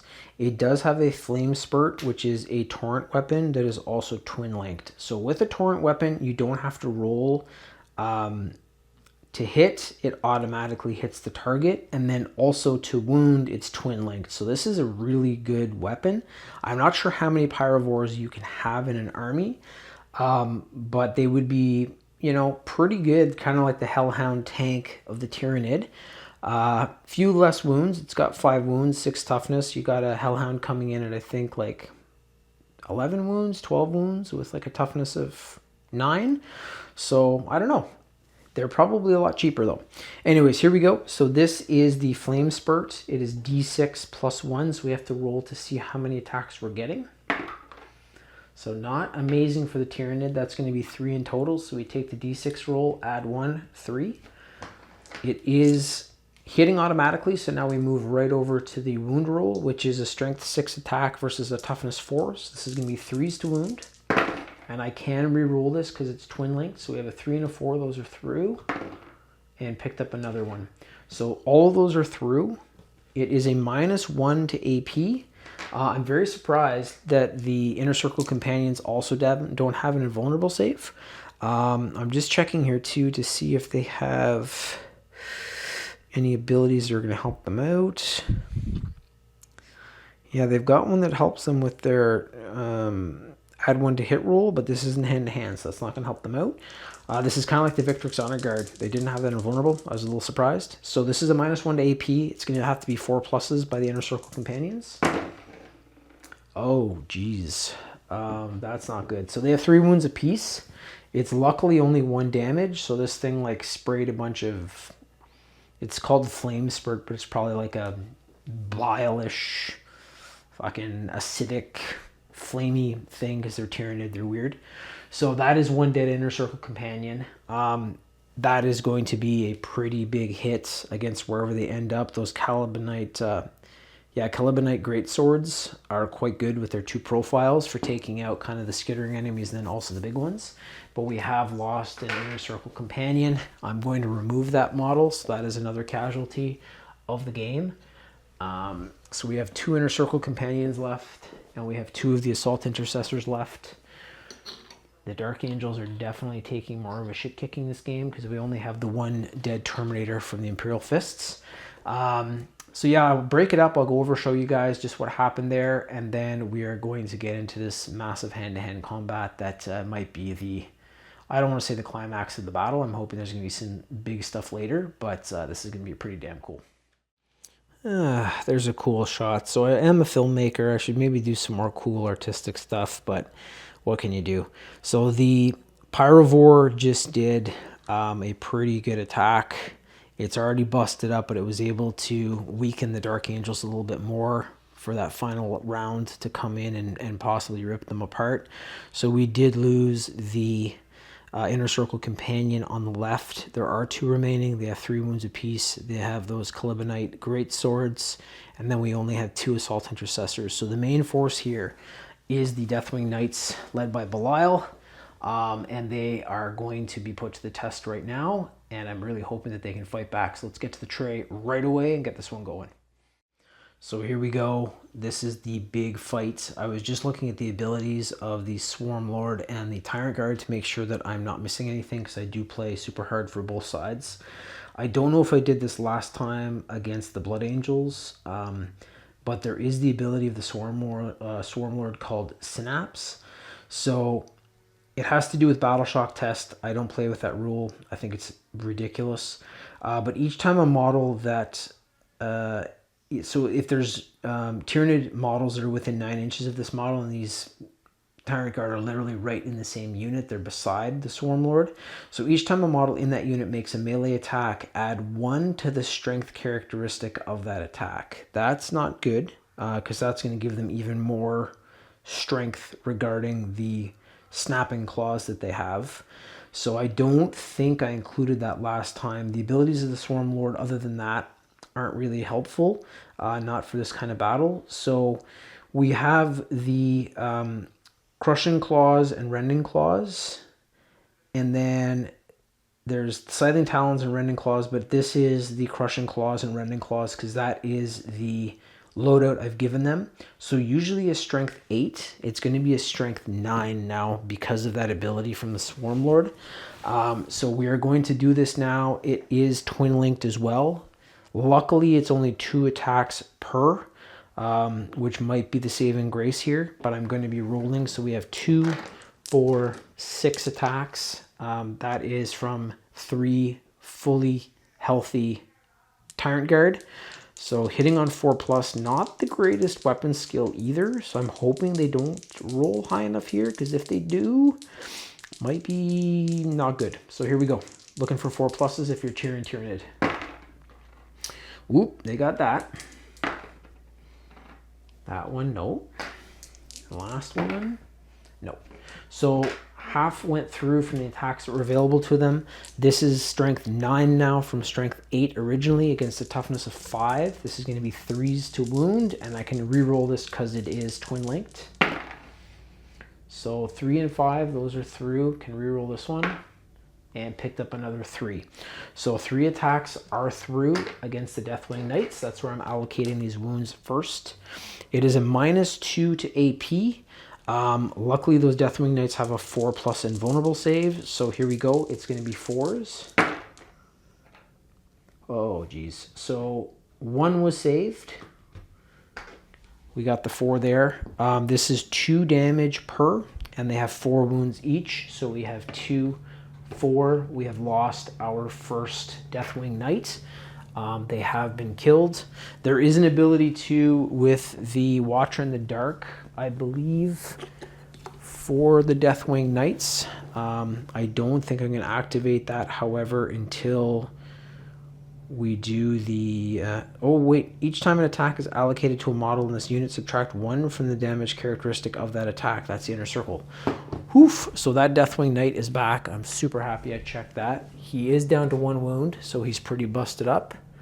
He's probably gushing all over the place, having one of those crushing claws come down on his arm, or I don't know, his leg or something, and he's bloody, but he's still fighting.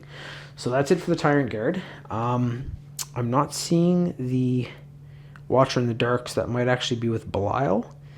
Let me see here. Nope, it's in their war gear. So once per battle in any phase, just after a mortal wound is allocated to an Adeptus Astartes model in this unit can summon a Watcher in the Dark.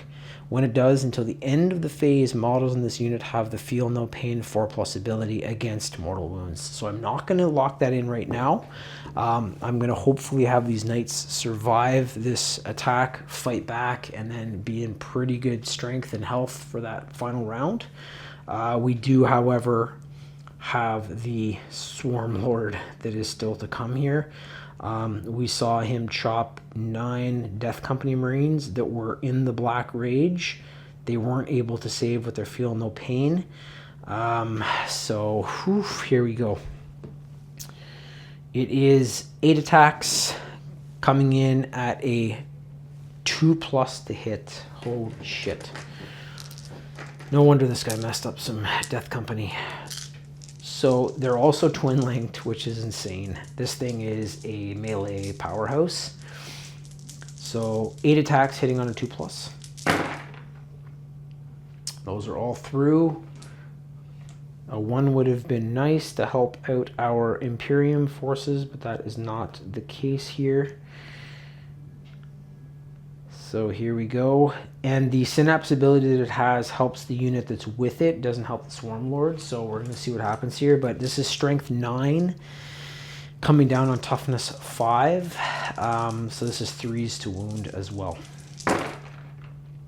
Okay, that's alright-ish. We can, however, twin link this. So I got to make sure that I'm following the rules here. So these are through. These can be re-rolled because of the twin linked ability. So again, looking for 3s. And they just picked up 4 more attacks for the Swarm Lord. So that did not hit. Can't do anything more with that one. These are through. That is 2, 4, 6, 7. I'm going to use these dice as the save roll now for the Deathwing Knights. -2 to AP. They have that invulnerable save, which is fantastic. Brings them up to the 4+ invulnerable, but it's 3 damage per. It almost kills 1 Deathwing Knight per attack that makes it through, so we really need our 4s here. And not too bad a roll. There's also going to be the 1 damage removed as per the Inner Circle ability. So these have all been saved. Let's move them on the correct side with my colors there. This has gone through, so that's 3 wounds, but since we have the Inner Circle, that's 2 wounds. This is through, so 5 wounds in total. The wounded Deathwing Knight is now definitely dead, and another Deathwing Knight has joined him. So the Swarm Lord, not as potent against the Deathwing as it was against the Death Company, but they have still taken a hit and lost 2 of their force. Now, however, they are going to fight back, and they are going to be killing as much as they can. So we have the Deathwing Knights that are fighting back with their relic weapons. So I've given them relic weapons across the board. That is 6 attacks, 7 strength, better than a regular power weapon, and we also have Belial in there. So this is against the Tyrant Guard. That's where the first attacks are going to. And then after, we're going to switch over to the Swarm Lord. If they can kill the Swarm Lord, they will be the first force to have done that. And that is pretty much like the king or the queen on your chessboard. So if we can get that piece, massive points for this entire unit of Imperium models. So here we go. I'm going to roll one at a time here just to make sure that I am tracking correctly. So this is the first relic weapon, hitting on a 2+.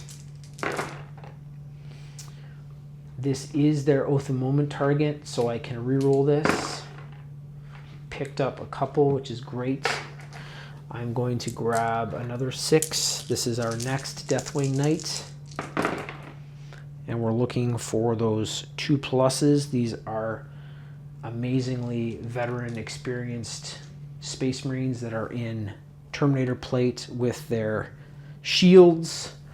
And then last but not least, we're going to get the relic weapon of our Sergeant here, a Deathwing Sergeant to go. 2 pluses as well. That comes out. This can be re-rolled and picked it up. So all of these attacks are going through. They are strength 7 versus a toughness of 8. So I'm still needing 5s here. I can add 1 to the wound roll though, because no, I can't, because they're not codex specific like the Ultramarines Imperial Fists. So we are looking for 5s, and I can't reroll this. Wow, a lot did fall off there. So I'm just gonna pluck the ones out that aren't 5s. We made a few though. A lot of 5s, a lot of 6s. I'm going to flip these over now to the save dice for the Tyrant Guard. The Tyrant Guard do not have an invulnerable save, which is another saving grace here. -2 to AP from the relic weapon. This is now a 5+ save from the Tyrant Guard's original 3+. And 3 have been saved, unless you guys see others. So we got 5, 5, 6. Those are saved. This is 2 damage per. So we have 2, 4, 6, 8, 10, 12.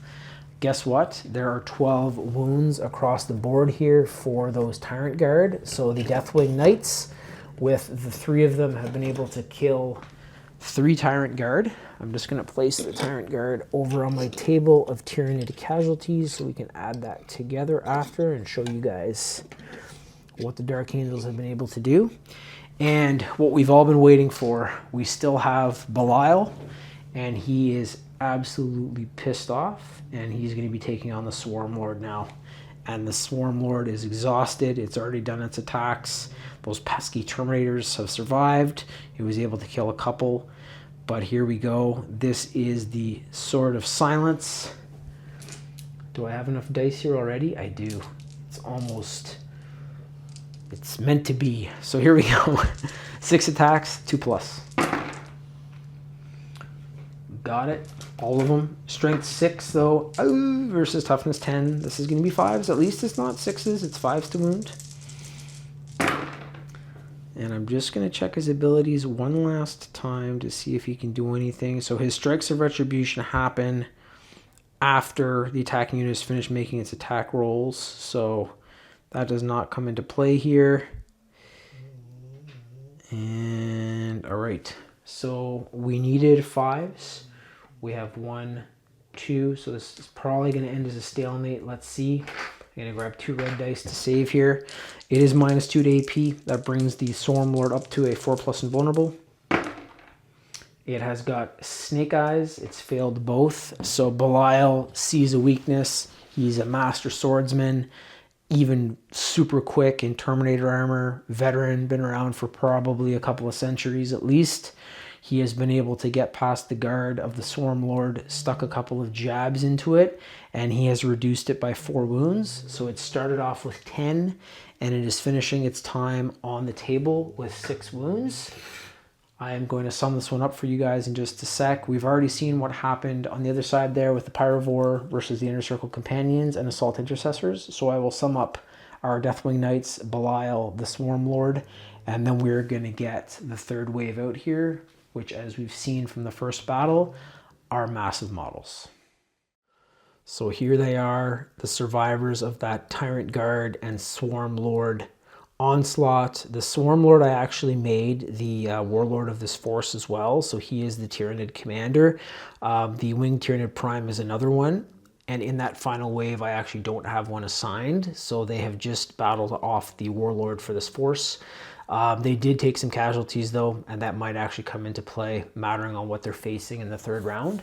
So we had the one knight that was killed, well wounded and then killed. So we have the Deathwing Knight Sergeant remaining. We have 2 Deathwing Knights, and we have the Grand Master of the Deathwing Terminator himself, Belial. They still have that Watch from the Dark token, so I'll definitely be putting that into play during that last turn. There he is in the back, little dude with a purple robe on. Got some smoke going on, some incense. So yeah, I'm going to set up this 3rd wave, and we'll get to it here in just a sec. I'm actually going to be taking another break. So for you guys, again, super quick, probably day in between for me. I got the new Captain Titus and Retinue box today. So I'm going to head up and actually start to glue them. Very excited to paint them. And from that, I think I'm actually going to be doing my next narrative campaign. No, it's not going to be Ultramarines. Sorry, Ultramarines fans. I'm actually going to be taking on my favorite Chaos Space Marine army, the World Eaters in 40k. In 30k, I've mentioned before, I'm a big Death Guard guy, but my 40k Chaos Army is the Khorne Berserkers, World Eaters, Khorne. I can't wait to see. So I'm going to be putting Titus probably in there with an Ultramarine army to take them on in the first round, and I want to see him and Karn just go to blows and see who comes down with the victory from that. I think it's going to be a hell of a fight just looking at their two statistics. My previous narrative campaigns too, if you guys want to check those out, were the Cadian. So I had an Imperial Guard army that was awesome. I think they went 5-2 or 6-1 out of the 7 battles played. My Battle Sisters army, not as great. I think they finished under 500. They're a very tough army to use. The Battle Sisters was a really, really cool campaign. The first battle was against the Emperor's Children. I think I kind of put them in too hard of a situation, and the battle scars that came from that affected them. But yeah, that's just a plan for the future after this. I'm still definitely playing Surrounded. Want to finish this up.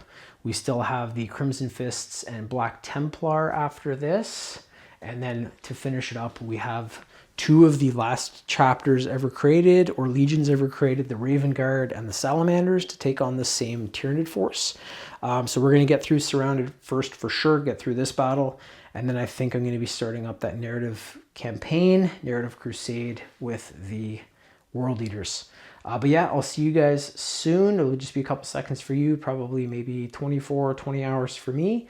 I'm going to see Silent Hill as well tomorrow, the new movie that came out based on the second game. I've heard some really good things. I'm a massive Silent Hill fan. One of my other Finnigan productions that I did was actually a fan film based off of Downpour. A lot of people didn't like that game. I absolutely loved it. It was creepy as hell, and just some of the side missions were super creepy, but that's what's going on tomorrow.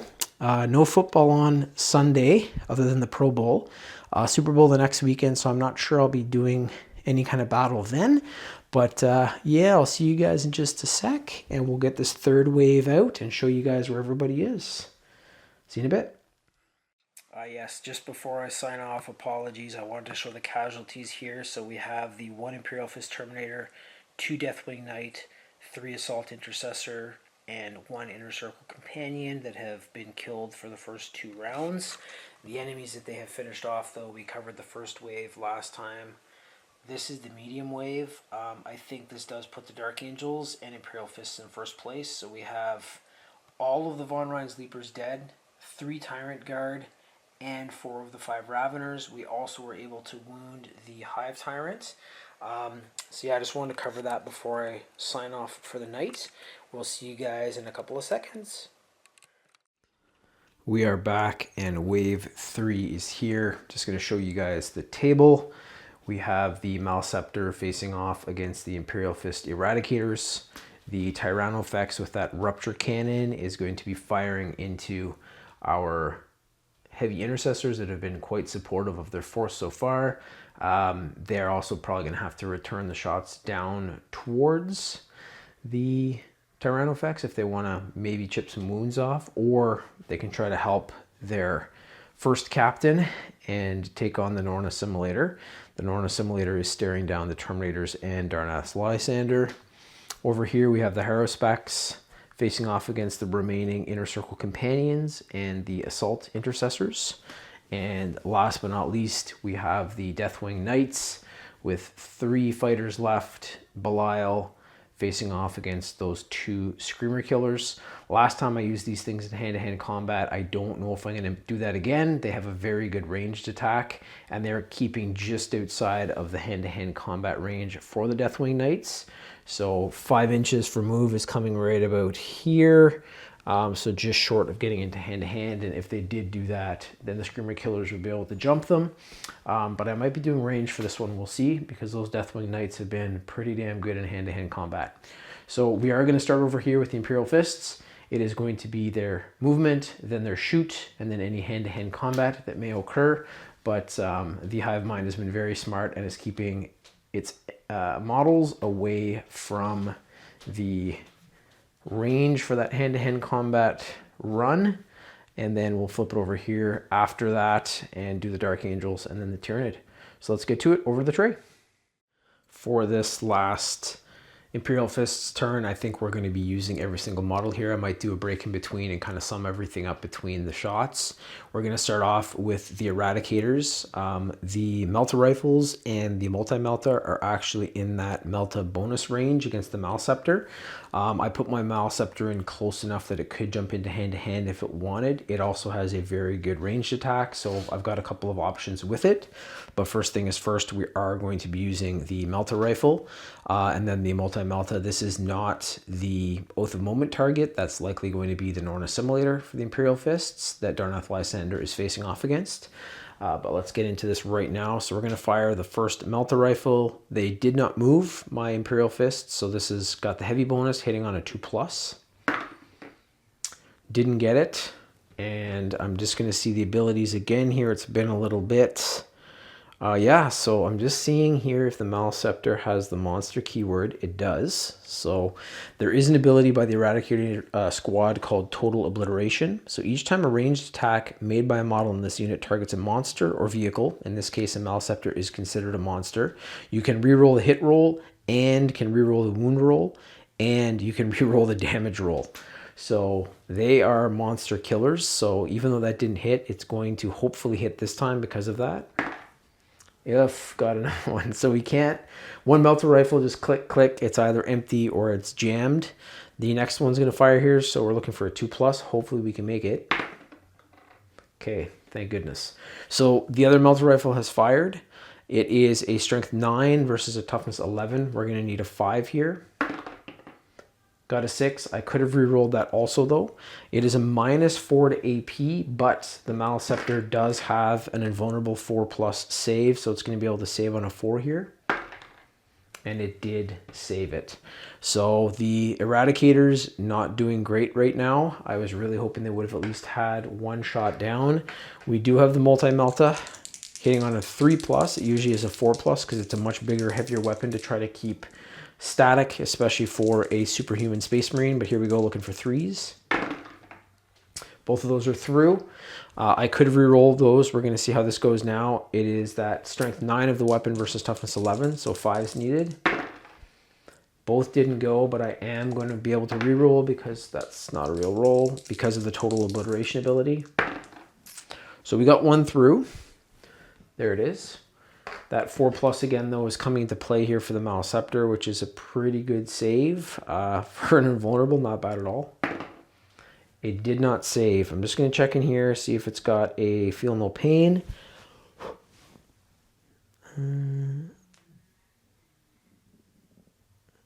Yeah. So it's got something called encephalic diffusion. While an enemy model is within 6 inches of this model, each time a model in that unit makes an attack, subtract 1 from the hit roll. They are just outside of the 6. It's actually 8 inches, so that's not going to work for that rule. So it has been wounded, and the Multi-Melta is a D6 damage. Since they're within 9 inches, it's going to be a Melta 2 added onto that, and I can re-roll this. So I have a 1, another 1. This is not a good sign for this final round, but I can re-roll this. And that's exactly what we needed. So we have 6 damage plus 2. The Malceptor has lost 6 wounds from its original 14. Oh, I don't have a token with it. Let me just grab that here. I have these tank tokens because these things are beasts. So I'm going to do 1, 2, 3, 4, 5, 6, 7, 8, sorry, because we're adding 2 onto that. So it has 6 wounds remaining. It is still alive. If those melter rifles had also fired, I think they could have killed this thing. One didn't fire, the other one was saved, and that is it for the Eradicators. We are now going to move over to our heavy intercessors, but I'll just kind of show you guys the table there to break up this probably quite a long stint in the dice tray. So there they are, our Eradicators. Incredible weapons. I would highly recommend using these if you guys do use Space Marine models, just to have one unit of them. They're, you know, I don't think they're the cheapest unit, but they do some great stuff, especially if they hit.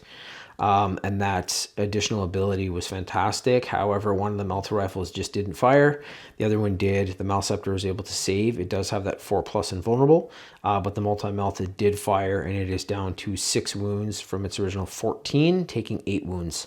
We're now moving over to the Tyrannofex here that is in the crosshairs of our heavy intercessors and their heavy bolt rifles. So they're going to be firing down, and we are going to see if they can chip any wounds. This thing is very strong though. 16 wounds, very high toughness. Let's see how they do. So we are going to start up here with the heavy bolter of our heavy intercessor squad. These guys have been laying down some incredible support fire throughout the battle. They helped out Darnath Lysander, they helped out the Eradicators, they thinned some numbers. They're now facing off though against a Tyrannofex. The Tyrannofex has an even higher toughness than the Malceptor. It's up at 12. It's got 16 wounds, so more wounds. A 2+ save, no invulnerable save though, which is a plus. And I'm just checking here before we get into it. It does have an ability called Resilient Organism. So once per battle, when attack is allocated to this model, you can change the damage characteristic of that attack to 0. So if they do get any shots through here and there's a lot of damage coming down, I can actually turn that attack into 0. And that's like, you can change the damage characteristic of that attack to 0. So if it had faced off against the Multi-Melta and the Multi-Melta had done 8 damage against it, I could have actually canceled that out. So that is a very good organism for the Tyranid. I actually didn't know it had that ability. Anyways, back to our heavy intercessors. It is the heavy bolt rifle. There's the heavy ability as well right now. So this is going to be hitting on a 2+. This is not our Oath of Moment either. That's going to be saved for our Terminators and Darnath. So this is going to be going for as long as they can with the rolls that they get. And we're just going to keep going here. So all of those are through. It is a strength 5 attack versus toughness 12. This is going to have to be 6s to wound. Didn't get any. There's no reroll there allowed either. So those just fall off. The heavy bolter, you know, chuk, chuk, chuk, chuk, and it just went plink, plink, plink right off the Tyrannofex's big armored body. So we're moving over to the heavy bolt rifles now. There are 2, 4, 6, 8 shots that are going to be coming in. So I'll roll those one at a time. It's also got the heavy bonus, so this is 2 pluses to hit. Aye. That's 1. Those 2 are through. That's 3. And our last one. This fell off as well, and we can't re-roll those. So a few of those are through. This is also strength 5 against toughness 12. Even though they're bolt rounds, like the strength 5's been pretty good so far. Against the toughness 12, they need 6s. And once again, nothing. So the Marines have been rolling really well this whole battle. It seems to be running short at the end. And even if I had rolled a 6 there, it is 2 damage per, but the Tyrannofex can nullify one of those. So nothing has happened. I'll hop over and show you guys what's going on there with them, but just be a quick move over to the table, and they're moving on to the Terminators with Darnath. And there are the boys in yellow, just fired all of their heavy bolt rifles, heavy bolter down into the Tyrannofex. Nothing happened to it. This thing is a very strong model. It is going to be able to fire. One lucky thing is the rupture cannon doesn't have a ton of attacks like the spore mine, or not the spore mine, the flesh bore hive had that the other Tyrannofex was loaded out with. So the rupture cannon is incredibly strong. I'd say it's definitely a tank killer, and these things are like tanks. So if there was some Imperial Guard out here with their Rogaldorn, you know, battle tanks, or I don't know, even a Land Raider out here, something that have a better chance. But these are Marines that have backed into a Prometheum facility, trying to defend it against this onslaught of Tyranid to support the Imperium and, you know, missions that are happening out in the region. So that is why they're here. That is why they're trying to defend this, and they don't have any tanks. There's just not enough space to do it, and they might have not had the ability to do that either. Anyways, we are now moving over to the last fight here for the Imperial Fists. This is their final turn of the game during Wave 3.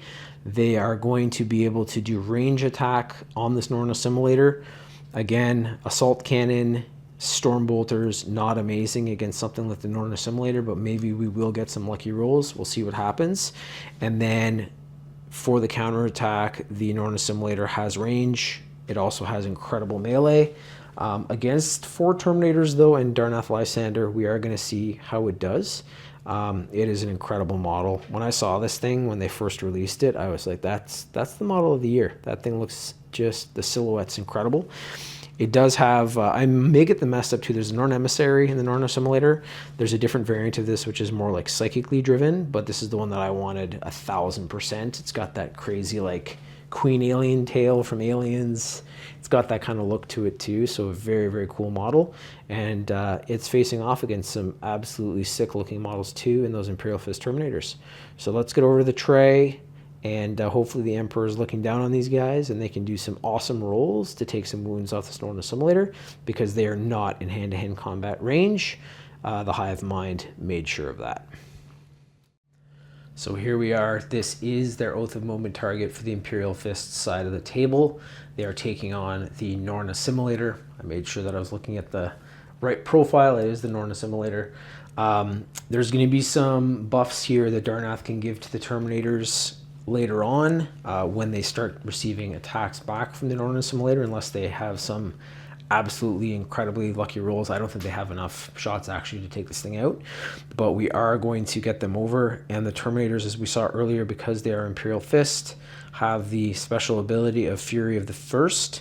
So each time a model in this unit, actually I think that's any Terminator squad, but each time a model in this unit makes an attack that targets your Oath of Moment target, which is this, we can add 1 to that hit roll, and then we can also re-roll the hit roll, and we can re-roll the wound roll because they are codex specific.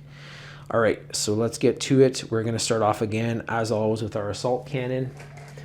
It is a strength 6 weapon, usually pretty damn good. This is a toughness 11 enemy, though, hitting on a 3+. So I can add 1 to the hit roll. I'm going to add it to this, so that becomes a 3. And because of Oath of Moment, I can re-roll this 1. Didn't pick it up. That's okay. We still have a lot of shots, 5 through. Strength 6, toughness 11. Going to need 5s to wound. And I can add 1 here to the wound roll. So it's not a reroll, apologies. It is an add 1. That's not going to do anything because that would turn into a 4, a 3, and a 2. So those 2 have fallen off. I'm going to grab 2 red dice here to save for the Norn Assimilator. 0 AP here, and the Assimilator does not have an invulnerable, but it's going to be a 2+ save for it. And it has saved both. So no damage to the Norn Assimilator yet. We still have our Stormbolter Marines, and they have that rapid fire too. So it's actually going to be 4 per Marine. So we have 4, 6, 4, 8, 12. 2, 4, 6, 8, 10, and 12. So here comes the shots. It is a 3+. Going to be able to add 1 here and then also re-roll if I need to. So I'm really happy I have that re-roll. So that becomes a 3. I'm just going to move all the passed dice over here. So there we go. There we go. And I can re-roll these. Picked up a lot more shots. That is fantastic. There we go. It is strength 4 though, a puny strength 4 in this case versus the 11. It's going to have to be 6s to wound. And they did get a couple. Okay. And there's a 5 here that I can flip over to a 6 because we can add 1 to the wound roll. I'm just going to check Oath of Moment again. So yeah, if you're using a Codex Space Marine detachment and your army does not include 1, add 1 to the wound roll as well. So I was able to add that 1, which picked up another attack that went through. So these have all gone through. It is 4 6s. And it's going to be 2+ saves here from the Northern Assimilator. And it saved them all. That is a very, very strong enemy. Darnath, as we know, does not have a ranged attack. So if this Northern Assimilator wants to get into hand-to-hand combat, it's going to be facing some Power Fists and the Fist of Dorn, which is that Thunder Hammer that Lysander carries. The Toxin Injector Harpoons, though, which is its ranged attack, are 2 attacks, 12 strength, d6 plus 1 damage. So I'm going to have to do some strategy. It's going to be flipping back over to the Tyranid here. I'll sum up that turn on the table, and then we'll come back and figure out what's going on for them. So that is the end of the Imperial Fists game, pretty much. That is the 3 waves. They've done their 3 turns. The Eradicators were able to injure the Malceptor. It is, however, going to be attacking back. There was nothing done to the Tyrannofex, just far too powerful for heavy bolt rifles and a heavy bolter. And then the same here with the assault cannon and the storm bolters that we just saw in the tray. A few attacks did make it through. The Oath of Moment definitely helped out, but this thing's toughness at 11 was just too high. So it is now going to be attacking our first captain here, Darnath Lysander, and the Terminator squad that's with him. I'm going to do the movement for the Tyranid or their shoot. I'll go over to the tray and we'll get this stuff going. Very quick sum up here of the Tyranid movement before we get over to the tray. The Northern Assimilator has gone into hand-to-hand combat. I was looking at its range attack. I don't think I'd be able to kill as many Marines, and the name of the game here is to kill as many models as they can for either side, as well as, you know, whoever can survive from either side too, and the tally for the Space Marines. But the Northern Assimilator, I think, has a better chance of hand-to-hand combat, so it has gone into it with Darnath Lysander and the Terminators. Lysander does have an ability that we'll get to when we get to the melee hand-to-hand combat that's going to probably help a squad out. The Tyrannofex is going to be firing with that Rupture Cannon. It's way too far to be able to get into hand-to-hand combat. And the Malceptor is also going to be doing a very good ranged attack, and I'm very worried for those Eradicators. So over the tray, and we will see how these Tyranid can do. Here it is. This is the Malceptor versus the Eradicator squad. The Malceptor does get the d6 roll plus 3 to see how many wounds it's actually going to be able to, or how many attacks it's going to be able to deliver.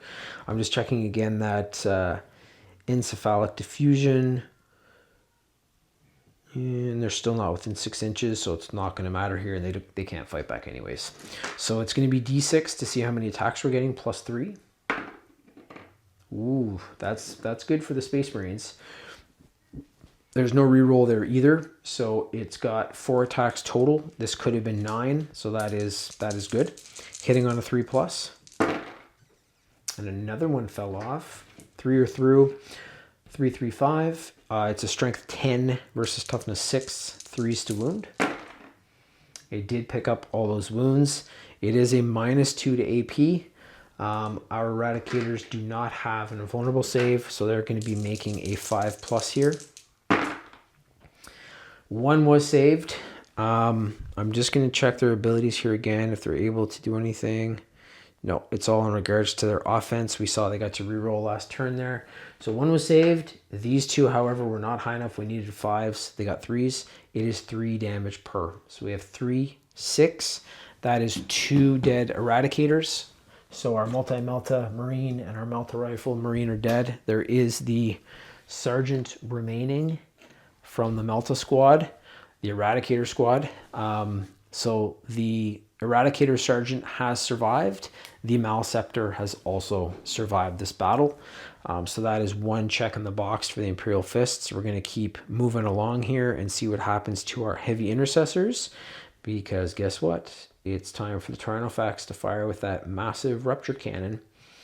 There's no extra attacks here either. It hasn't moved. So luckily, this is only 2 attacks. I was saying there, if it was a Flesh Borer Hive, it's a lot more. It's 20, much lower strength though. This is a strength 18. And I wonder what this looks like. I don't know. A Rupture Cannon, if it looks like a big like las cannon blast, if it's like a big spurt spray. I don't know. Maybe it's like a big pulse because it's rupture. I don't know. So here we go.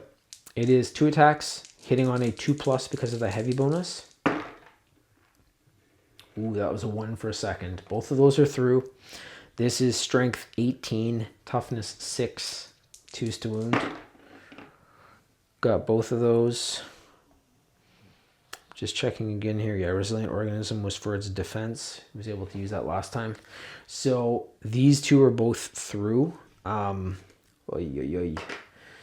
This is a -4 to AP, and actually our intercessors can't save that. Our heavy intercessors have a 3+ save. They do not have an invulnerable save. They do have the unyielding in the face of the foe, though. While this unit is within range of an objective, yeah, so there's no objective markers here, so that's not going to help. We're seeing how much damage this is to have gone through automatically, and it is D6 plus 6. So that's 7 attacks. That's 10 attacks. So we have 17 wounds coming through. Ladies and gentlemen, that is the end of our heavy intercessor squad. They have 3 wounds per, which is 15 total. That was 17 wounds delivered. So the rupture cannon ruptured the shit out of the entire Prometheum tower. There's probably nothing left on the top of it, and our entire Eradicator unit has been lost. That is some big points for the Tyranid, because these guys were doing super well for the first chunk of the game. Not that they're not still doing well, but their survival rate is going to be pretty low. Anyways, I'll hop over, sum that up, and then we're going to be moving to the last fight here, which is the Norn Assimilator in melee versus Darnath Lysander and the Imperial Fist Terminators. Once there were 5 heavy intercessor marines there, they have been vaporized, completely blown away, and our Tyrannofax still here, full 16 wounds. The rupture cannon did very well, so it was able to shoot both times, wound both times, and then the damage that was delivered, it could have been a lot more, but 17 wounds is more than enough to take out our poor heavy intercessor squad. So now we move back to the tray for this last fight here for the Imperial Fists. We do have that Eradicator Marine, I'll show you guys in a sec, who has survived, but I'm worried about our Terminators here because the Norn Assimilator has some fantastic attacks. If they survive this, they are going to be able to counterattack, and I will cross my fingers and hope that the Emperor will grace them with taking the Norn Assimilator out. And then over here, we have our lone Eradicator Sergeant, face down the Malceptor. 2 of his buddies got completely obliterated, and he does remain, as does the Malceptor. They were able to take it down to 6 wounds, so they at least will have 1 model that survives this fight. Here it is. We have Lysander and his Terminators facing off against the Norn Assimilator. I was just checking the Norn Assimilator's abilities here too. It's got something kind of similar to Oath of Moment actually, called Singular Purpose.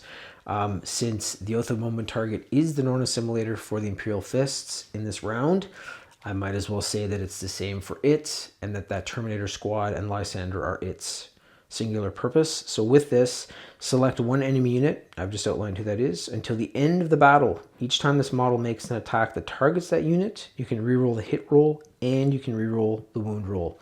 So it's like just owned in on them, and we're going to get going here. So that's pretty damn devastating. It's going to be a reroll of the hit and a reroll of the wound. So get our red dice here. We're starting off with the monstrous Scything Talons. 6 attacks hitting on a 2+, and I can reroll this. No need to, we've got everything through there. They are strength 9 versus the Terminator's toughness 5. The Terminators are going to be targeted first here. Need 3s to wound, and I can reroll this as well, which is needed because that is a 2. Yeah, I'll re-roll it because it was looking like a 2 or a 6 maybe even, but it flipped around. So still need 3s here. And it picked up 4 5s. So all of those attacks are through. It is a -2 to AP. That brings our Terminators up to a 4+ invulnerable. So I'm going to use these dice now to save for our Terminators. Looking for 4s here. They did okay. So there's 1, 2, 3 that are saved. These, however, are through. Oof, and that's 3 damage per. So we have 3, 6, 9. And I think we had 1 wounded Terminator, eh? So we have 3, 6,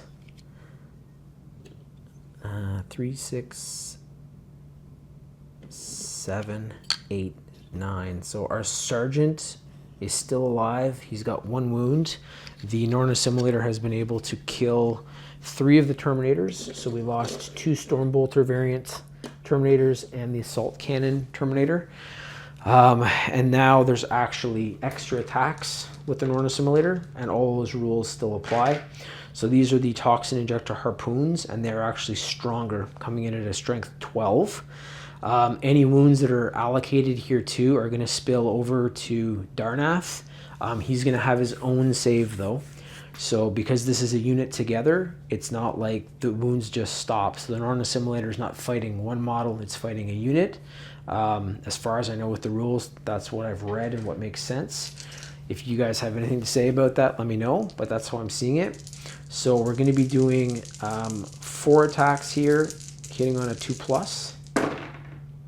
I can reroll this one. Picked it up. Strength 12, toughness. You know what? We'll go against the higher toughness though, because Darnath is in there. It's the same toughness, it's 5. So this is going to be 2s to wound. And I can reroll as well. Holy fuck, Norn Assimilator. I don't know if I did that with the Norn Assimilator last time, or maybe I used its ranged attack. I don't remember. I'll have to watch the video again. So all of these are through. We needed 2s. That is good to go. This is a -3 to AP. So I'm going to get 4 dice here for our save roll. That brings our Terminators and Lysander up to the 4+ invulnerable. And they have saved 6 of them. I'm just checking Lysander's abilities again here. So each time an attack targets this model's unit, if the strength characteristic of that attack is greater than or equal to the toughness characteristic of that unit, subtract 1 from the wound roll. So this has gone through. The big thing is it's a D6 + 1 damage, which is your actual wounds. So these are removed. This is going to be rolled for damage, D6 + 1. And it is 2 wounds. That turns into 1 wound because of that ability. Yeah, it's actually the wound rolls that should have been done previous. I didn't know that, so we'll just attach it to the damage. So the last Terminator has been slain. He had 1 wound remaining. And Darnath Lysander is still alive. And Darnath Lysander is going to be looking at getting some counterattack going here to avenge his lost brothers. And he is unscathed. So Darnath at this point has survived this battle. We just have to see what kind of damage he's going to be able to do here against the Norn Assimilator. The picture here, like I'll get to the table, it's pretty incredible from behind. You have Darnath with like his long red cape on with this Norn Assimilator that's like 3 times his height, and he's just about to hopefully kick its teeth in with that hammer. So let's see how it goes. 5 attacks, hitting on a 2+. This is their Oath of Moment as well, so he can still use that. And I've actually, I don't know if I said that, but I've locked in his 2+ invulnerable save as well. So Rampart, once per battle at the end of any phase, this model can use this ability. If it does, until the end of the phase, this model has a 2+ invulnerable. So he would have been okay anyways. There was a 1 there, but we were able to subtract 1 damage, and that was allocated to the Terminator. So I think he would have been okay regardless. So we needed, I'm all over the place here, apologies, 2+ all through. It is strength 10 versus toughness 11 though, still going to be 5s to wound. That toughness is crazy. A lot of those have fallen off, but with our Oath of Moment, I can flip that to a 5, so at least 1 attack has come through. So you can see Darnath, it's a heavy hammer. He's like swinging it as fast and as hard as he can, but the Norn Assimilator is batting it away with its claws, with its talons, with its tail, and then he gets 1 shot through, kind of like right in the gut, I would think, or maybe in the groin. I don't know if they have dicks on them, but he's hitting the, or it might be a female, I don't know, but he's smoked it. So let's say it's knee. Most people have a knee, so we'll say he got it in the knee. It is a -3 to AP with that. The Norn Assimilator does not have an invulnerable save, so this is going to be 5+ to save it. It did not save it, and it doesn't have an ability to reroll. There's no feel pain, nothing like that, so that has gone through. It is D3 damage, so our Norn Assimilator goes from 16 down to 13. Not the best case scenario. If Darnath had a few more guys with him, they might have been able to do more damage, but he is all that remained. That Narn Assimilator is wounded, it's hurt. It says, why is this little guy so powerful? And it's going to run away at the end of this turn. So that is it for our Imperial Fists. I'll do a quick sum up on this side. There's only 2 models again that have survived, but we'll cover that in just a sec, and then over to the Dark Angels. And there he is, staring down a creature that's 3 times his height, fucking 10 times his size. Well done. It was able to kill all the Terminators around him, but he fought back. He was able to hit it in the knee, we'll say, blow the knee right out of it, took 3 wounds off of it. The Norn Assimilator is hurt. It's confused. It's going to be leaving the field here. Darnath Lysander has survived unscathed, all of his wounds intact, as has his Eradicator Sergeant that faced off against a lot of enemies, and then the Malceptor took care of 2 of his unit. He does survive, though, with his full 3 wounds. So that is it for the Imperial Fists. Those are our 2 survivors.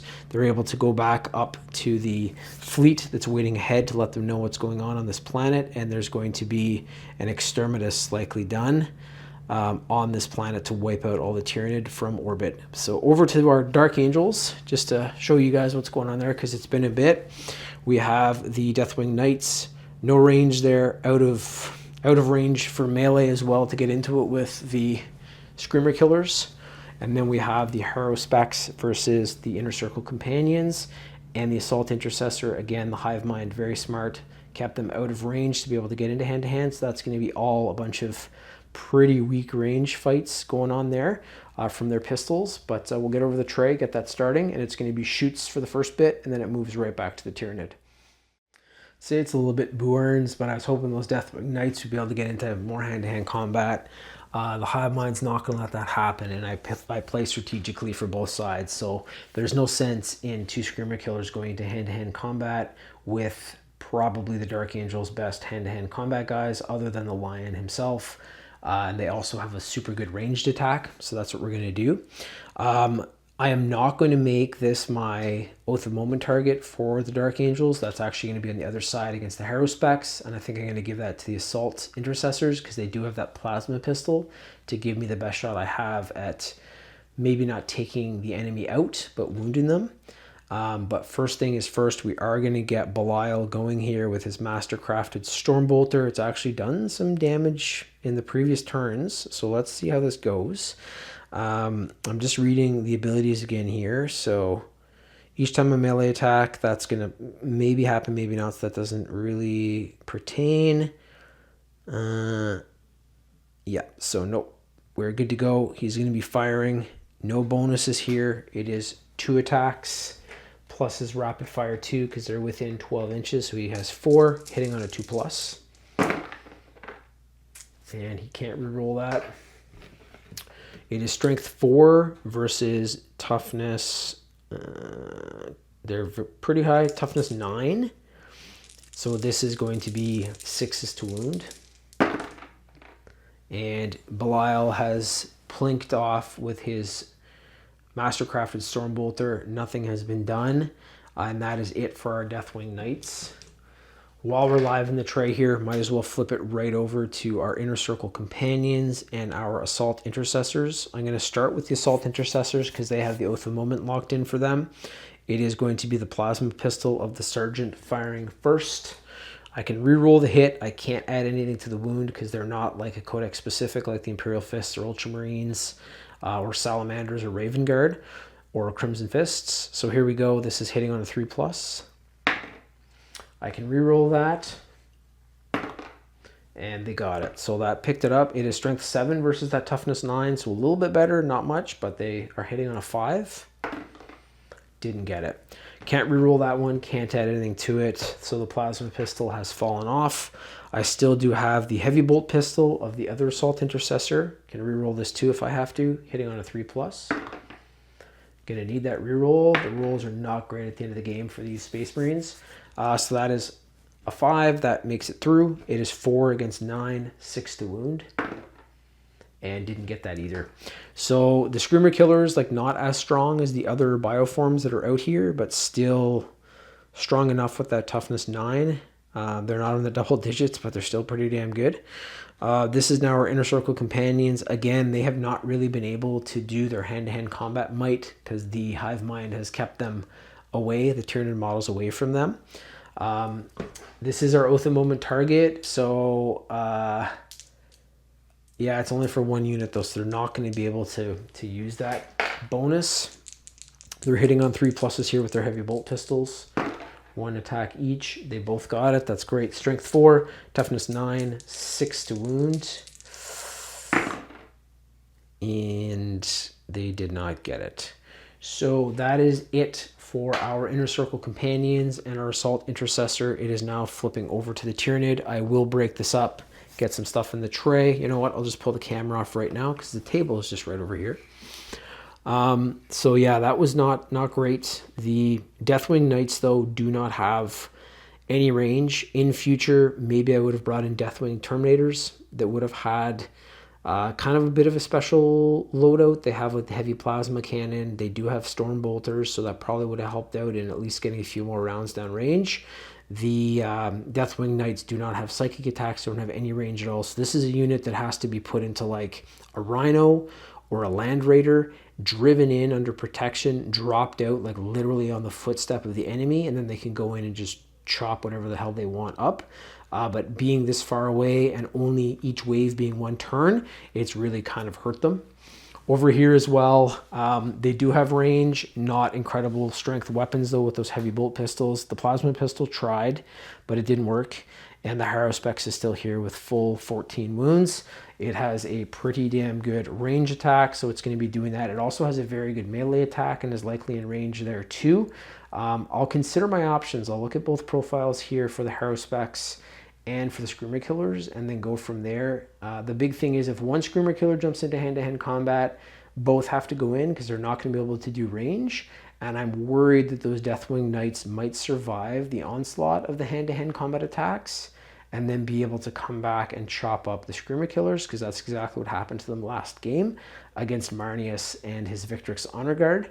So I'm going to see how this goes. I'll do a little bit of strategizing actually and then come back to the tray and see what's going on. If I've moved them, I'll cover that also. So I did a little bit of strategy from the side of the Tyranid, mulled over their rules, their attack count. The Haruspex actually only has 1 attack with its grasping maw, I believe is what it's called. That's the kind of long tonguey teeth thing there.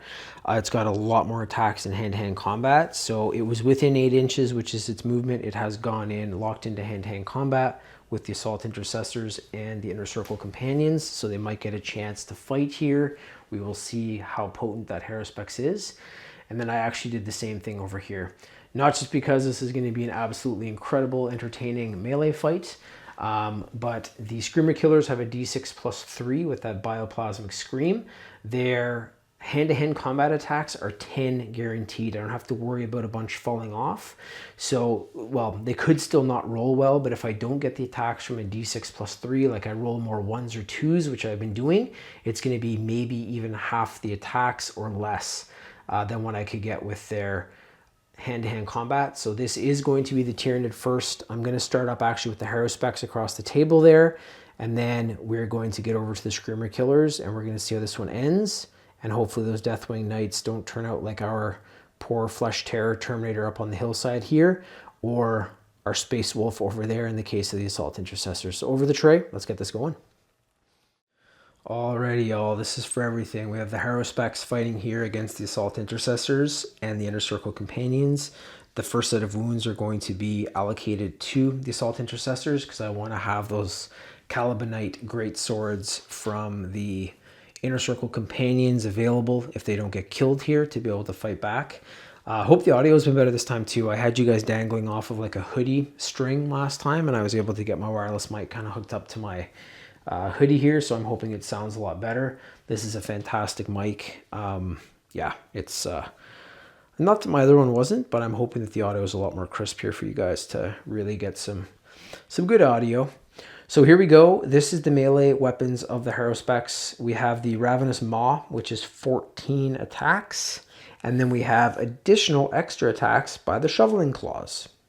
I'm just going to check abilities here again too. It does have a Deadly Demise, so if by some chance those Dark Angels are able to fight back and kill it. During the counterattack, it may explode and kill them back. We'll have to see. Yeah, so Battle Shock test in regards to Grizzly Spectacle. I don't do that, so we're not going to be using that ability. But here we go. I'm going to grab the dice. It's going to be 14 attacks here coming first from the Ravenous Maw. Make sure I got the right amount of dice. Hitting on a 3+. No rerolls here, but these have fallen off. Quite a few through. I think that's better than the last time it fought. It is strength 7 versus toughness 4, 3s to wound. A few more fell off, so that's good for our Dark Angels. These are through. I'm going to use these dice now as the Dark Angels save roll. The Ravenous Maw is a -1 to AP, which brings our Assault Intercessors up to a 4+ save. And they've actually rolled okay. Those are saved. These are through. It is a it was a -2 to AP, or -1 to AP, so that would have been 4s to save. 2 damage per, so we have 2, 4, 6. These guys are not fighting as a unit. They're not together, but that has killed our Assault Intercessor Sergeant with 2 wounds and our lone Assault Intercessor. So the Dark Angels have lost another unit. Actually, that's their first unit. So this is the second set of extra attacks, the Shoveling Claws. These actually are more devastating than the Ravenous Maw. So this thing's just like shoveling prey into its mouth, and the Ravenous Maw is like, well, you guys saw it. It's like a big like alien mouth that's eating and full of teeth and biting. So we're gonna see if our Inner Circle companions can survive this. I'm just getting their profile up here to make sure. So this is 4 attacks hitting on a 3+. 2 have fallen off, 50% hits.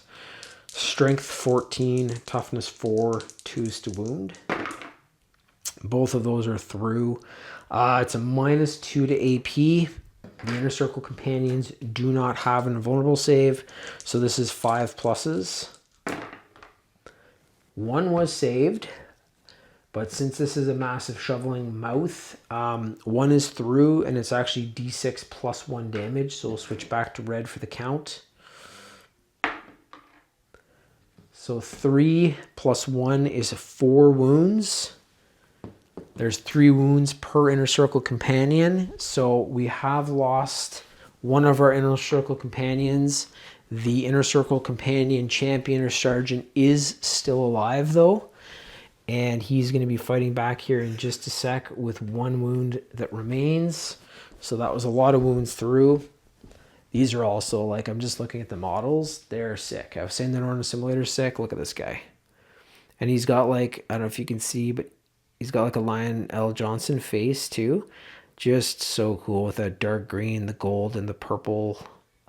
Sick models. Those swords, too, are amazing. But let's see how his sergeant does. That guy's dead.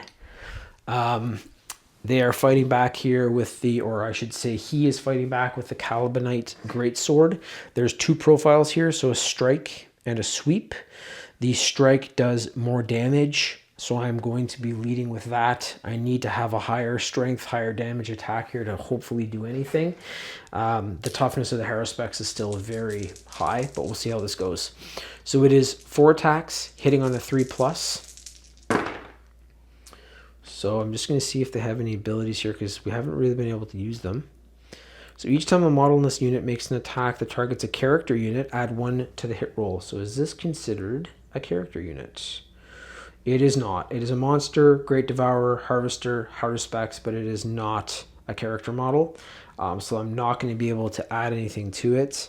Brazers of Judgment, though, while a character model is leading this unit, that's also not the case here. You can subtract 1 from the enemy's hit roll.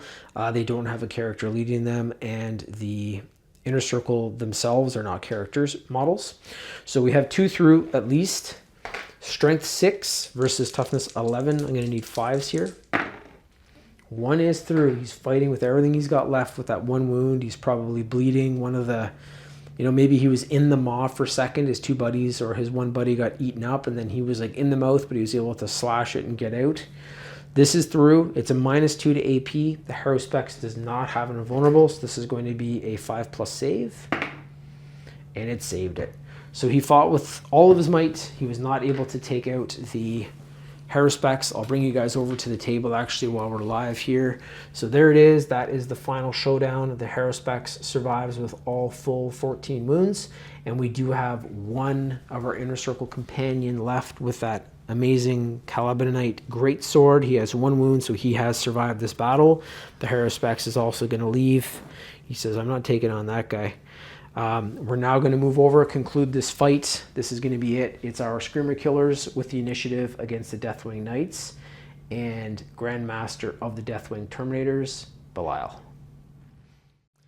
End of the battle is nigh. This is the Screamer Killers. They each have 10 attacks coming in from the Screamer Killer Talons, 20 attacks in total, hitting on a 3+, strength 10, -2 to AP, and if any damage makes it through, it is going to be D3. I'm going to be looking at these abilities here too while we're live just to make sure I don't play Dark Angel every day. So each time an attack is allocated to a model in this unit, subtract 1 from the damage characteristic. That's the Inner Circle. That's going to be fantastic. They also have, I believe, a Watcher in the Dark. So once per battle in any phase, which is now, this is pretty much it. Just after a mortal wound is allocated to an Adeptus Astartes model in this unit can summon a Watcher in the Dark. When it does, until the end of the phase, models in this unit have the 4+ Feel No Pain ability against mortal wounds. I'm not seeing the Screamer Killer Talons, however, as mortal, so we're not going to be able to use that. Glad I checked, though, just in case, if we were fighting something else, like maybe the Norn Assimilator, or a Carnifex that might come into play. But we are going to get to this. I'm going to roll each Screamer Killer one at a time to get that dramatic effect going. So here we go. Actually, you know what? Before we start, I should check Belial too, just to see if he's buffing out these guys with anything. Okay. Yeah, so Strikes of Retribution. So that means if the Deathwing Knights are killed here, and then Belial is also killed, I can fight back even though he's been killed with those Strikes of Retribution. Hopefully it doesn't come to that. We saw Marnius Calgar and his Victrix Honor Guard take 2 of these out. So let's see if the Dark Angels can do the same. They have pretty much the same amount of models too. So very interesting finale to this one. But let's see if they can survive these first attacks. So here we go. This is the Screamer Killer Talons hitting on a 3+. Oh my god, those are all through. Each one of those has gone through.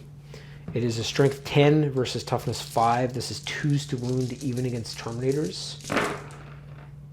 So a couple did fall off. We had 2 1s in there. I'm just checking to make sure everything else is a 2 or a 3 or higher. So this is a -2 to AP. I'm going to use these as the saves for Deathwing Knights. They have the 4+ invulnerable, which is going to be great. The Victrix Honor Guard did not have that, so they have 4s here against that attack. So if they roll a 4, there's no damage.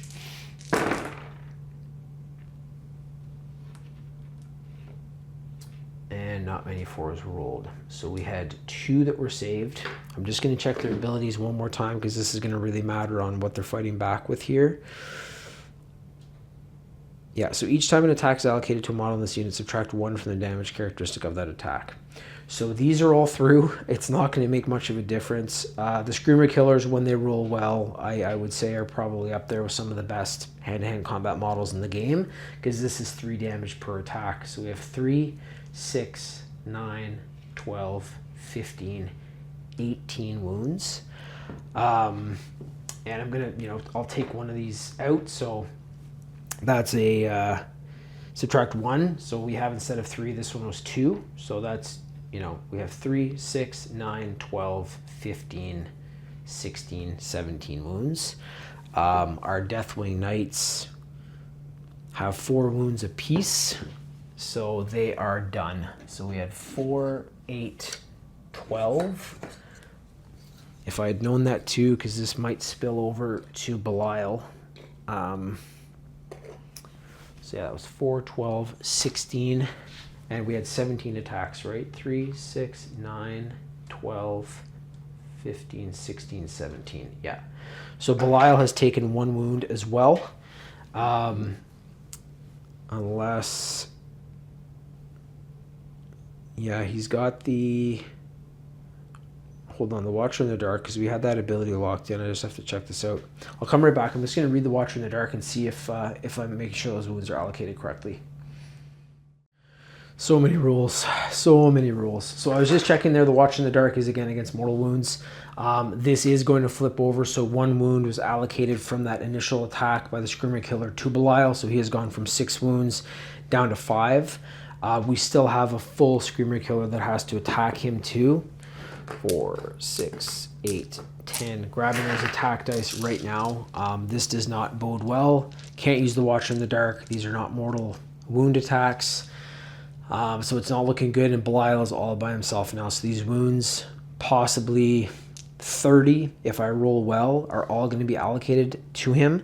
But he does have that Strikes of Retribution, so he's going to go down with the fight. But let's see if he can survive these attacks first. So hitting on a 3+ for the Screamer Killer. And a lot fell off there. That is good for Belial.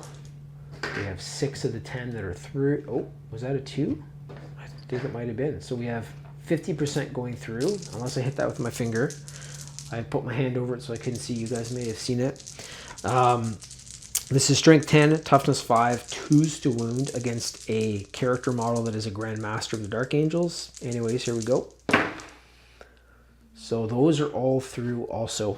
-2 to AP. That brings Belial up to his 4+ invulnerable. For the luck, I'm actually going to switch these out for the black dice that have been allocated to our Space Marines throughout the first and second game so far. So let's see how he does. Looking for 4+ invulnerable here.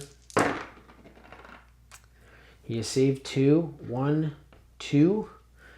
The Screamer Killer was too much for him. However, we have 3, 6, 9 wounds that have gone through against his 5. That would have initially killed him. However, he does have those Strikes of Retribution. So before he goes down, he's going to be fighting here. So I'll just read this to give him the honor that is, bestowed upon him for this. So Belial is dying. He's probably had both of his hearts pierced. He might have been slashed across the face, the body. His guts might be hanging out. I'm not sure what this is looking like right now. But before he goes down, he has the Strikes of Retribution. So each time a melee attack is allocated to this model, after the attacking unit is finished making its attacks, roll 1d6 to a maximum of 6d6 per attacking unit. For each 4+, the attacking unit suffers 1 mortal wound. So he's going to try to at least fight back here. It is only 1 wound, 1 unit right now, so we have to roll a 4 for this to take place. His strength is leaving him. Let's see if he's got just enough for that final swing. And he doesn't. So Belial tries to swing at that Screamer Killer with the Sword of Silence. It is too heavy in his hand right now. He's bleeding all over the place. He has not been able to get that attack, and the Screamer Killers have finished him off. So he was not able to do what Marneus Calgar was able to do with his Victrix Honor Guard, and Belial has fallen. This is quite the casualty amount for the Dark Angels. I think this might actually put the Blood Angels and Ultramarines ahead. It's looking pretty close though, because, well, here, we'll just go look at the table. This is to sum up this one. So there are the 2 Screamer Killers, perfectly healthy. They did get the initiative here, which is huge. I know last game the Victrix Honor Guard and Marneus got the advantage on them. They were able to attack first and do some big damage, kill one right out, and then there's only one that was wounded fighting back against Marneus. So these 2 came in fresh, full, and they were able to take the initiative, which was just devastating to the Deathwing Knights and to Belial. Over here, we do have our lone Inner Circle companion that is still facing off against that Harrowspex. He has survived. There's a big Thunderbird coming down to pick these guys up right now. He is one of the survivors of 3 that remain from this fight. So we have Darnath Lysander here as well. The Norn Assimilator has scurried away. It is hurt. He smashed it in the knee, we will say. So Darnath has survived from the Imperial side, Imperial Fist side of the force. And we also have our Eradicator Sergeant, who survived as well. So we have 3 models in total. I'd say on the survival side, pretty much tied with the Ultramarines and Blood Angels. However, let's go over the casualty side here. So this unit was not able to take out the Screamer Killers where the Ultramarines were. So that's a big hit. That's a lot of points if you're playing chess. But this is the final tally of the kills. So they were able to do super well against the skittering enemies. Almost all of the Hormogaunts were killed. There's one Bargaunt that was killed, 3 Ripper Swarms. They wiped out the entire middle rank of this force, other than the Pyrovore, I believe. So all of the Von Rhinesleepers, all of the Raveners, all of the Tyrant Guard, and the Swarm Lord as well. So no, the Pyrovore's there too. They killed... Oh no, maybe I took them off the table because I have my smaller enemies there. So I'm pretty sure there's maybe one Ravener left and then the Pyrovore from that middle. So they did super well against that. I will maybe put their kills also about tied with the Ultramarines and Blood Angels. The force led by Marnius Caligar and Dante. If you guys want to check that out, is the video just before this one. But that is it. So another fight is done. There is our table again with all those cool Tyranid growths coming out of the rock formations and stuff. Pretty sick. It's not like the most elaborate, amazing battle, but you have the Prometheum Tower, Prometheum tanks, Prometheum canisters, some walls. Pretty cool. You got your dead Marines as well. Our Flesh Terror there again, the poor guy. But yeah, that's it for this one. Our next fight, don't know when that's going to happen. Maybe next week, maybe in a couple of weeks. We do have my favorite personal chapter, the Crimson Fists, led by their chapter master Pedro Cantor, and there is a Redemptor Dreadnought in there too, so that's going to be pretty damn good.